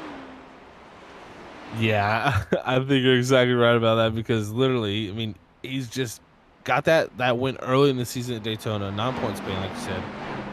And then he's been there so many times, just hasn't closed the deal yet in the 88. If he can close the deal in the round of 16, I think that can give him that momentum going into the round of 12 to propel him into that final 8, and then we'll see if he can get to that final 4. And man, it's anybody's game at that point. The final race determines the winner. Man, these playoffs are definitely getting more and more exciting each race we click off. Yeah, and I mean, we go from Daytona this week, cutoff race, to start the round of 12 at Bristol.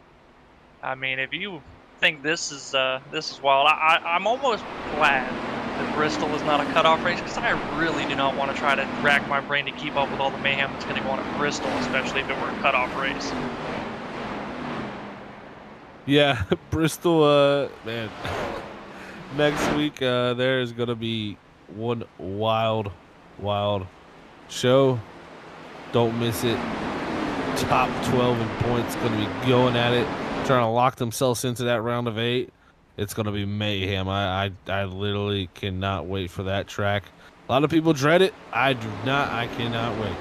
Oh, I do. He says I dread it. Pace car is in. And we're getting ready to do this thing. Green flag is out. Massetti, good restart, but Everett, just as good. He stays door to door. Does not let him get by. That side draft, I mean, even at the slow speeds off the restart, still effective here. Looks like Everett, especially with the help from Schrittenthal behind, going to be able to maybe get the run, but it's allowing now Fitzpatrick to close in on the back bumper of the 88. Schrittenthal and Hayward, though, on the outside. Tucked in very close, getting a big run here now. Curtis Preston followed suit, but Travis Everett bails out on the high side now. Oh, man, now dead even. Zach Schrittenthal hasn't been here the full season. Was a playoff contender last year. Did not get that full season, like I said. Wasn't able to make the playoffs. But he's looking to put his name in the winner's books. Wasn't able to do it last season. Can he do it here at Daytona as they head down the back straightaway? Schrittenthal getting a big push from Hayward. I tell you what, it's moving him around a lot. Here goes Curtis Preston to the outside of Hayward. He's going to get the side draft on that 48 and drop him back. Well, unfortunately, I think this is going to work out pretty bad for Curtis Preston. I say that, but he had his teammate right behind him. Not going to work out so bad after all. Unfortunately, though, this has killed every bit of momentum that outside lane had. I mean, just look how fast they are all dropping now. Curtis Preston bailing out on Schrittenthal as well, taking it through wide, going to hop to the inside and leaving his teammate out to dry. Yeah, he's going to jump down there. I mean, he's seen the line deteriorating. He had to do what he had to do. And, I mean, him jumping out 3 wide there, I mean, it definitely was a move I think he somewhat needed to make, but he's trying to get by that 48. The 48's definitely got damage. I think that's holding him up. But, man, that hurt him almost more than it helped him. Well, I mean, Zach, I'm sure you know that had you just bailed on me like that, you know what words are coming. Yeah, you definitely wouldn't be happy with me, I can tell you that. But I tell you what, Catrone, he's the driver. Remember I told you, I feel like he's going to be the first driver to jump out to make something happen. He just did it a little too early there. 13 to go. now has put himself farther back in this pack. He's going to have to hope for some type of big run here from the back.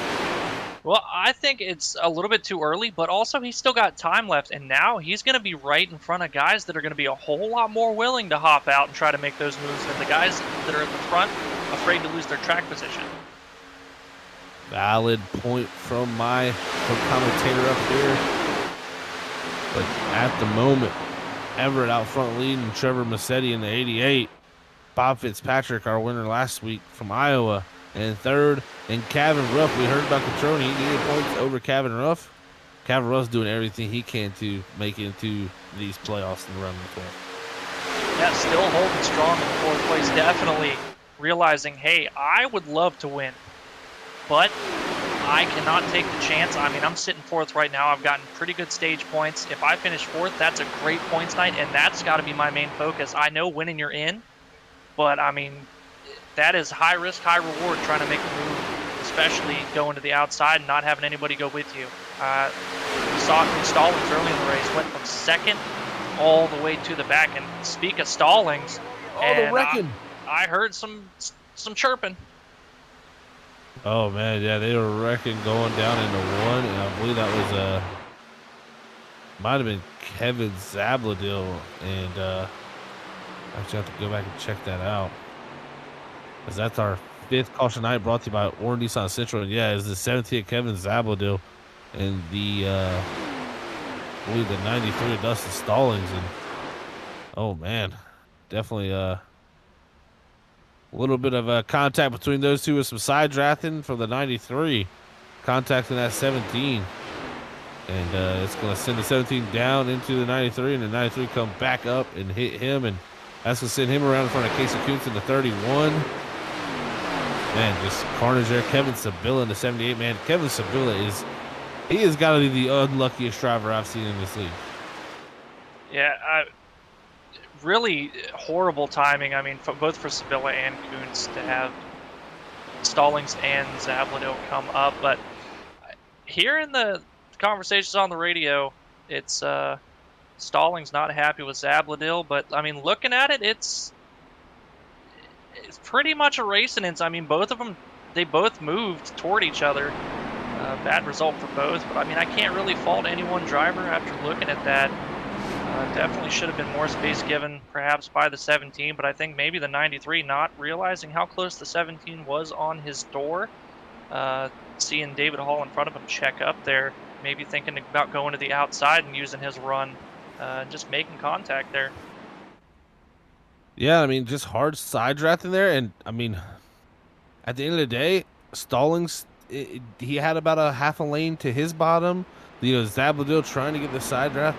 Like you said, I think that's a racing incident 50-50 type of deal. Hard racing.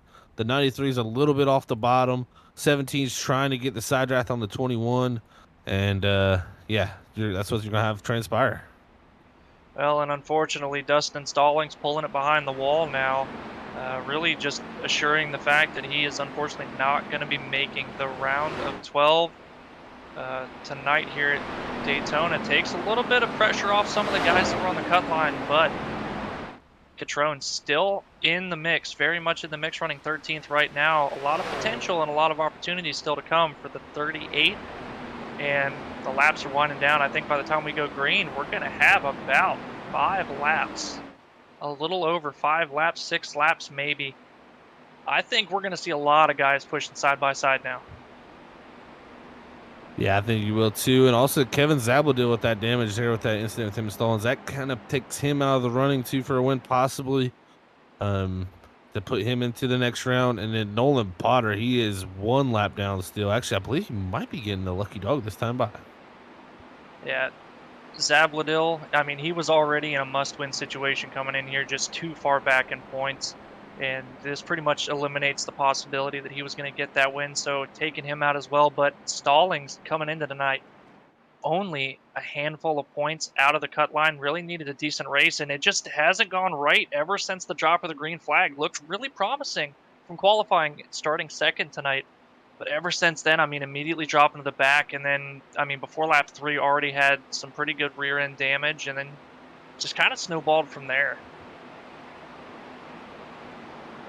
That's Daytona for you. Daytona will definitely chew you up and spit you out after this race.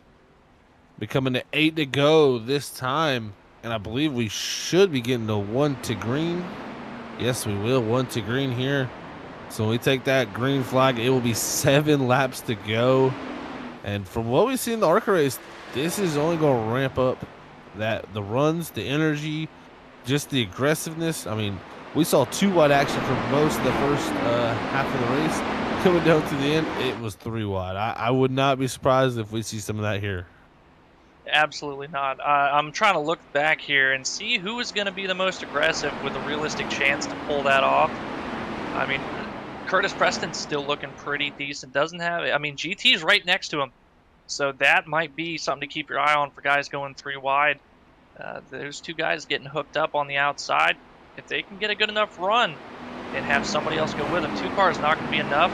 Maybe not even 3, but if they can get another 2 guys to go with them, I think they might have a chance to pull around the outside here and contend. We're going to have to see, not too far behind them, James Catrone as well, still trying. He's going to have to find some way to get to the front and some way to make these passes happen to have a chance at this win. Going to be tough to do.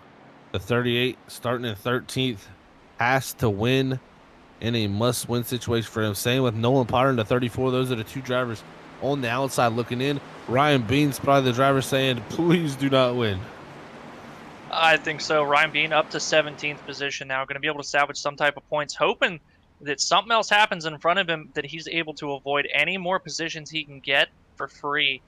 Going to be a godsend to the 25 with the damage he has, but we're going to see here shortly as we're getting ready to go back green.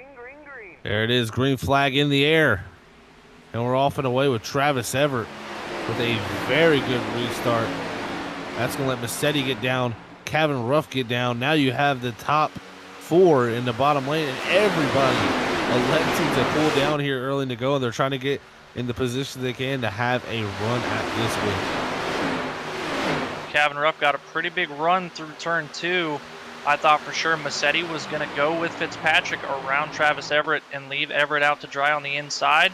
Elected just to push him. They had a big enough gap that they didn't have to worry about getting hung out if they made that move. Now that window of opportunity is gone. And Massetti, though, he is still pushing Everett for all it's worth right now out of turn 4. Yeah, very, very big push from the 88 to Everett. Going to be coming to 6 to go this time. When will these drivers elect to do? I don't think you see a move being made till about 3 to go. I just worry. I mean, if 3 to go, you've got a decent amount of time, but if it doesn't work out, you don't have any time left to get your track position back. It's just, are guys going to leave everybody else out to dry just for the sake of gaining 1 or 2 more positions, or potentially making that outside lane work and getting to the front and giving themselves an opportunity? I'm going to try to go for the win. If somebody makes a move to the high side, I've got to go, because you're not going to get the win sitting where you're at. I mean, 1 position, it's, in the grand scheme of things, for a lot of these guys, 1 position doesn't matter as far as points go. You're exactly right about that, my friend. With 5 to go, it's anybody's game, but who's willing to risk it for the biscuit? Because if you go out there and nobody goes with you, you are going backwards. Like I think you said earlier, we're looking at, I think, the 2 guys that may make a move first, Curtis Preston and the 14 of GT Arizari. Those 2 teammates were looking to get up there with their teammate Travis Everett here as it becomes a 4 to go this time. And I think if Curtis Preston pulls out, GT goes with him. I believe we'll see the 48 of Hunter Hayward go with the 2 Slide Job Racing drivers, because Hunter knows he's in a position he can't lead, but he's poking outside of GT there. That was an odd call. But he knows he can't lead a lane. His best shot to get to the front is to follow those guys if they try to make a move. But man, look at David Hall. Big run for the 21 now. He's on the outside of Hunter Hayward. Yeah, big run there. He's able to clear Campbell, jump down with Burns, but that's going to leave Burns out. He slides back behind Campbell. We've seen Nathan Campbell get some big runs here tonight from that top. Can he be one of the drivers to do it? We'll have to see. But they'll be coming to 3 to go this next time by. It's still single file at the moment. Nobody electing to do nothing. It seems like one of those things is you go out there first and maybe I'll go with you.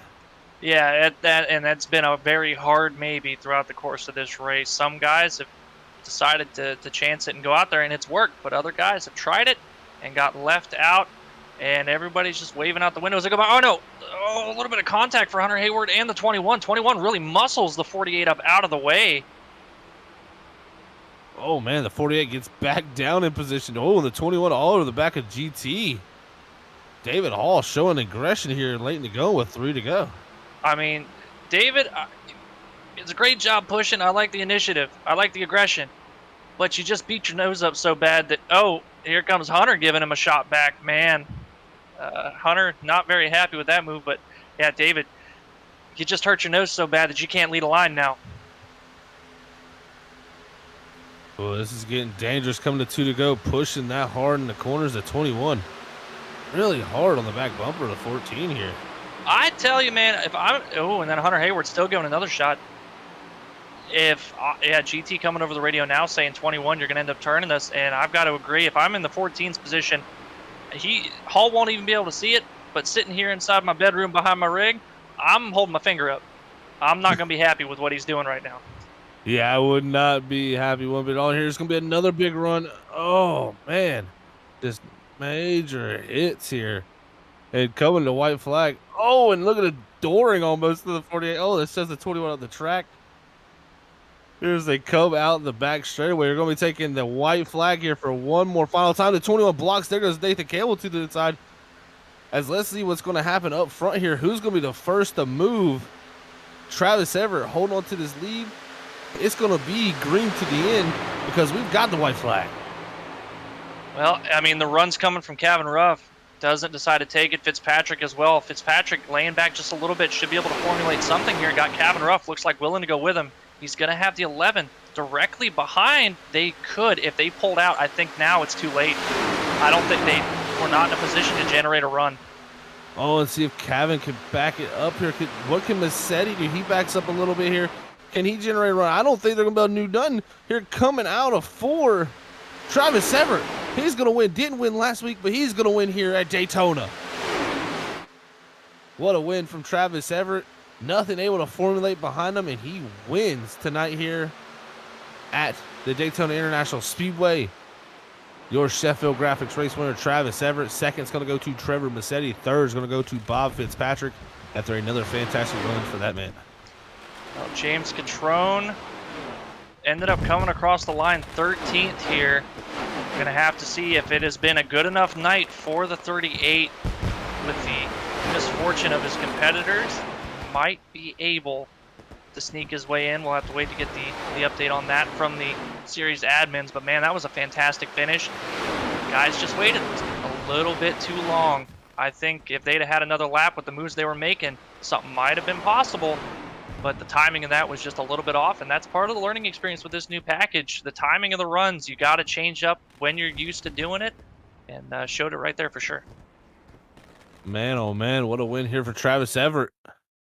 11th to first, wasn't able to get, that was the only thing he lacked last week was the win for the Freaky Fast Grand Slam. Tonight, he's able to redeem himself here at the Daytona International Speedway, get his 3rd win of the season tying 3rd win. Congrats to him as he celebrates here on the front straightaway Daytona International Speedway. We will be right back here in a few moments, ladies and gentlemen, as we compile our top 3 drivers for our post-race interviews.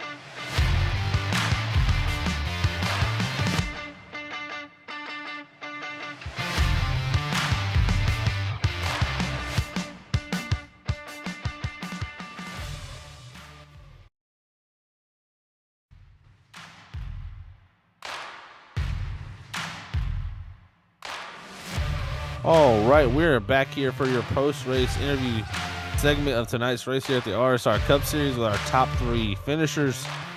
Here's your winner from last week, Bob Fitzpatrick. Another solid finish for this guy. Let's hear what his thoughts are on another great finish in the round of 16. Hey, Bob, it's Zach in the booth. You got a copy, man?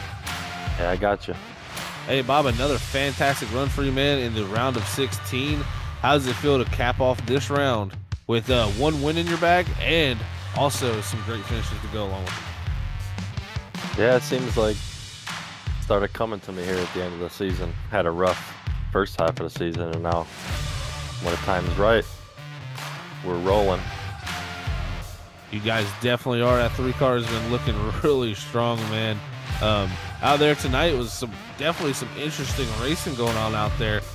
Coming down to the end there, were you trying to get a run there and do something, or just never could formulate something there behind him? Yeah, I was gonna try and get Trevor up there, but I laid back a little too late on the back stretch and didn't get enough time to get up there, because I gave him a little bit of a push there, but it was too close to the finish line, and he moved pretty quick, but yeah, it was too late. Plus, we had a little bit of an alliance with the slide jobs too, and Trevor told Travis he'd push him all the way, but. Yeah, Dan, definitely a wild ending there and some wild restarts there, man. But you had a great finish again for yourself in the 3 machine. Now off to the round of 12, Bob. Man, I tell you what, definitely a good sight to see for you there. But now we head off to the Bristol Motor Speedway. How do you feel about going into the half-miler there? I like Bristol.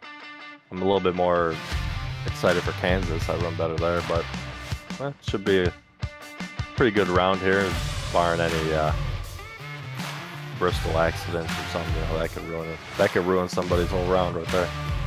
Yeah, it definitely can. That race is going to be very crucial, I think, to get into that round of 8, man. But I tell you what, if you can keep up the form you're in right now, it should be a breeze, my friend. So congrats on 3rd again here tonight in the 3 machine. Before we let you go, though, Bobby, anybody want to send a shout to you? Just the team here, Clutch. The whole league. It's a great league here. Ryan puts on a good one, and you guys putting on the show, and then just the family here. My wife letting me do this Tuesdays. That's about it. Well, awesome stuff, Bob. Thank you very much, buddy. You have a great night, and we'll catch you at Bristol. Yeah, thanks. See you guys next week, hopefully. All right, everybody. That's Bob Fitzpatrick Jr. in the 3 machine, as we'll move on to our 2nd place driver, Trevor Massetti.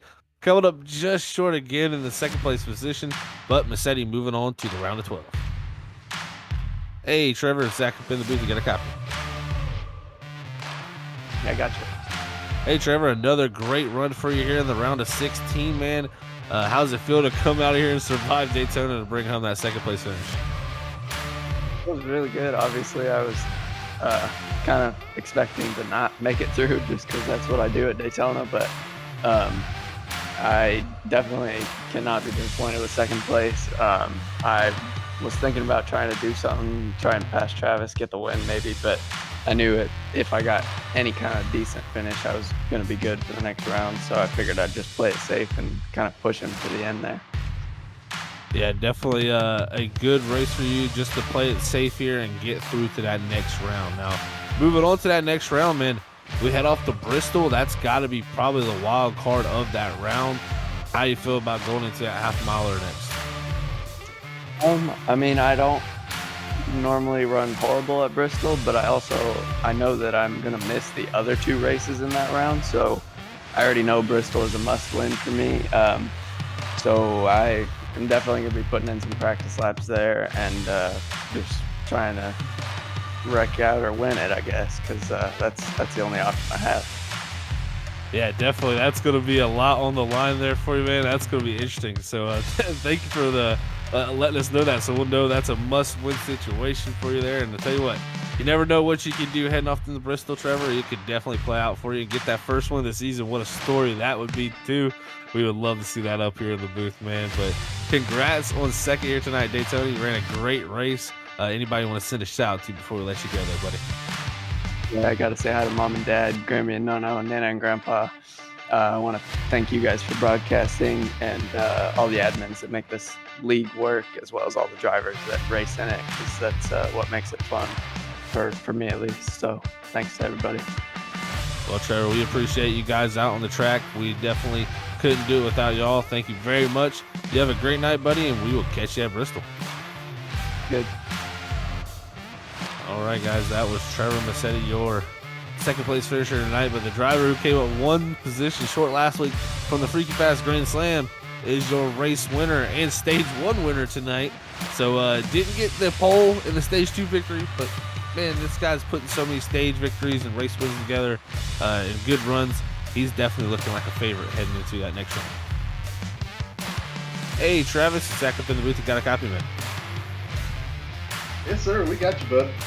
Well, I tell you what, man, winning stage 1 here tonight and able to bring it home with the victory there down at the end. I got to ask you about the race there, man, how it went for you, but also, you know, coming down to the end, I'm sure you're watching the mirror looking for what they're trying to set up behind you, but it seems like they never could get anything rolling. It seems like they tried, but it was almost a little bit too late. But just kind of take us through your race, man. Yeah, it was nice to get the stage win there and won, and we kind of decided we were going to go ahead and early finish there too, try to get the track position. We'd seen that done earlier this year. Coming down there up to the last caution, Curtis, he had pitted with me, and I lost him coming off pit road there, and I kind of had to my mind, you know, here with Trevor, we're going to stick with him to the end, and that last caution come out.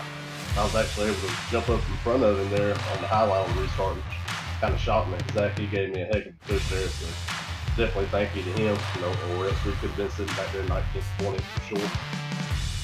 Yeah, man, I tell you what, coming out of Daytona here, especially after last week, just coming up short there, looking like you could have almost had 2 victories here in the opening round here of the playoffs. How does that feel going off into the next round, and especially with the wild card of Bristol coming up next? Oh yeah, for sure it feels good. I feel like last week we definitely gave one away. Could have run Bob dirty there at the end, but I'm not that guy. I'm not going to do that. I don't feel like he's done that to me. Just have to get a win here, though. We like Bristol. As always, there's a crapshoot of what you're going to get there.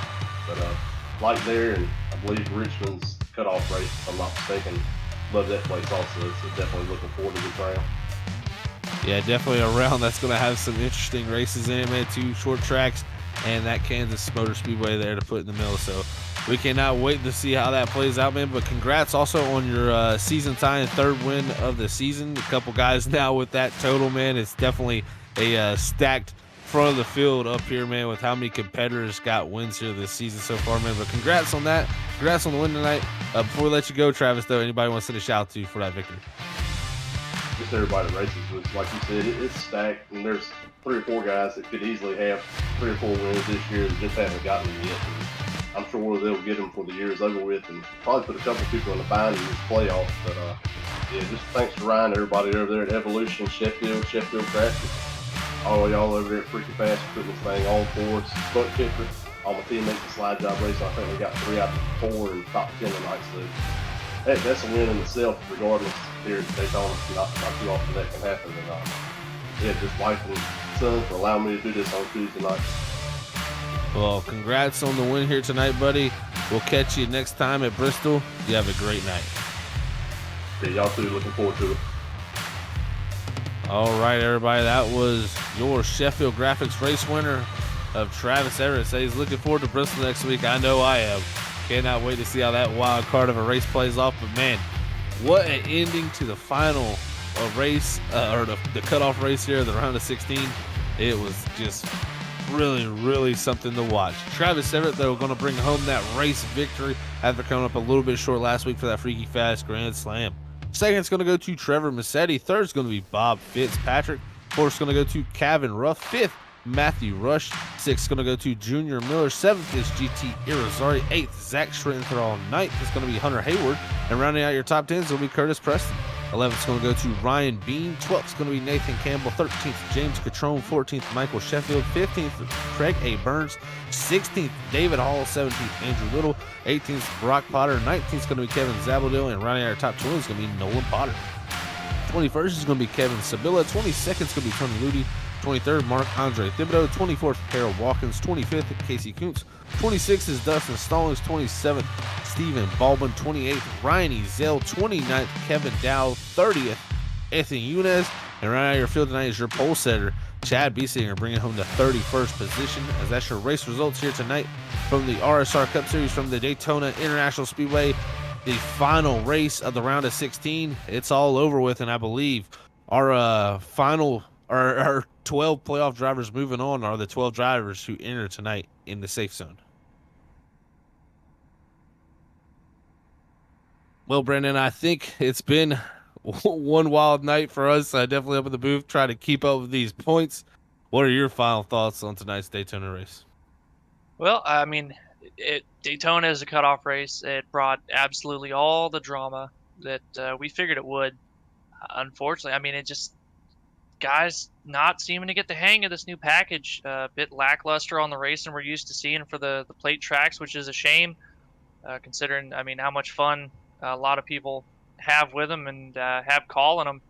I think just got to figure out how to race this package a little bit better and get those side-by-side racing action going, getting the second lane moving, trading the lead. I mean, it takes a while to learn, especially, I mean, it's such a big change, but it's taken a little bit longer than I'm sure a lot of us figured that it would. And hopefully it doesn't take too much longer, man, because I'm sure a lot of guys would like to get back to racing plate racing the way that we're used to.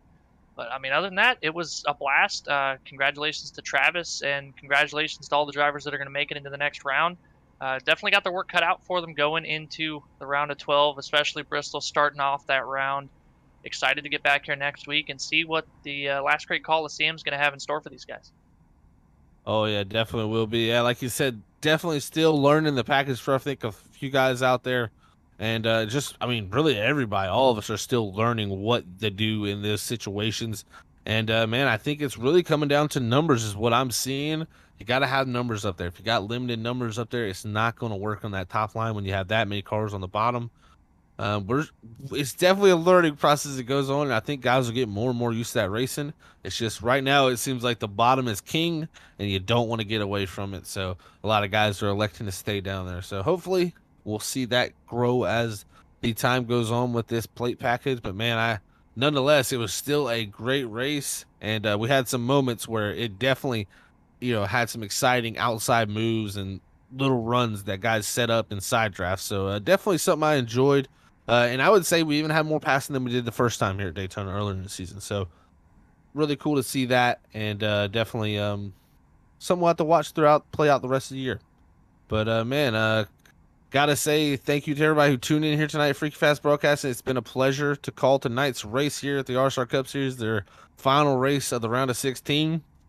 Make sure to tune in next time here on Tuesdays, 7:20 Eastern, 9:20 Eastern for the Evolution Racing Leagues. Do not miss it, because we'll be heading off into the round of 12 next time at Bristol. But for now, let's send it up to our producer, Robert Moore Jr., to close out tonight's broadcast. All right, gentlemen, thank you very much. Great calling. Thank you, Brandon. Thank you, Zach. Thank you, Evolution Racing League. Thank you to all the drivers out there and their family and friends that come by and watch every Tuesday night.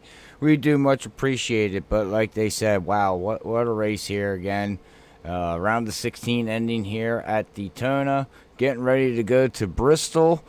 Well, one thing I can say about going to Bristol, thank God it's not dirt racing, because that would have been really crazy having the dirt cars out there in a playoff race. So let's just leave it at that, because that would have been nuts if you would have asked me. But would have been action-packed racing, though, definitely. But well, hopefully we catch everybody else, next Tuesday. Again, I do appreciate everybody tuning in. Our next broadcast will be on Thursday night with Hunter Hayward, and Sam Dyer is going to be calling an action with Stars and Stripes at Richmond Raceway. So we'll be heading off to Virginia here very shortly once we sign off here at Daytona. Go hang out on the beach a little bit, and then we're going to go head up to the East Coast. But until Thursday night at 9:20, hopefully everybody has a great rest of their late night Tuesday, and be safe Wednesday. But here at Freaky Fast, we want to say God bless everybody. We love yous all. Peace out. Have a great night. Bye, everybody.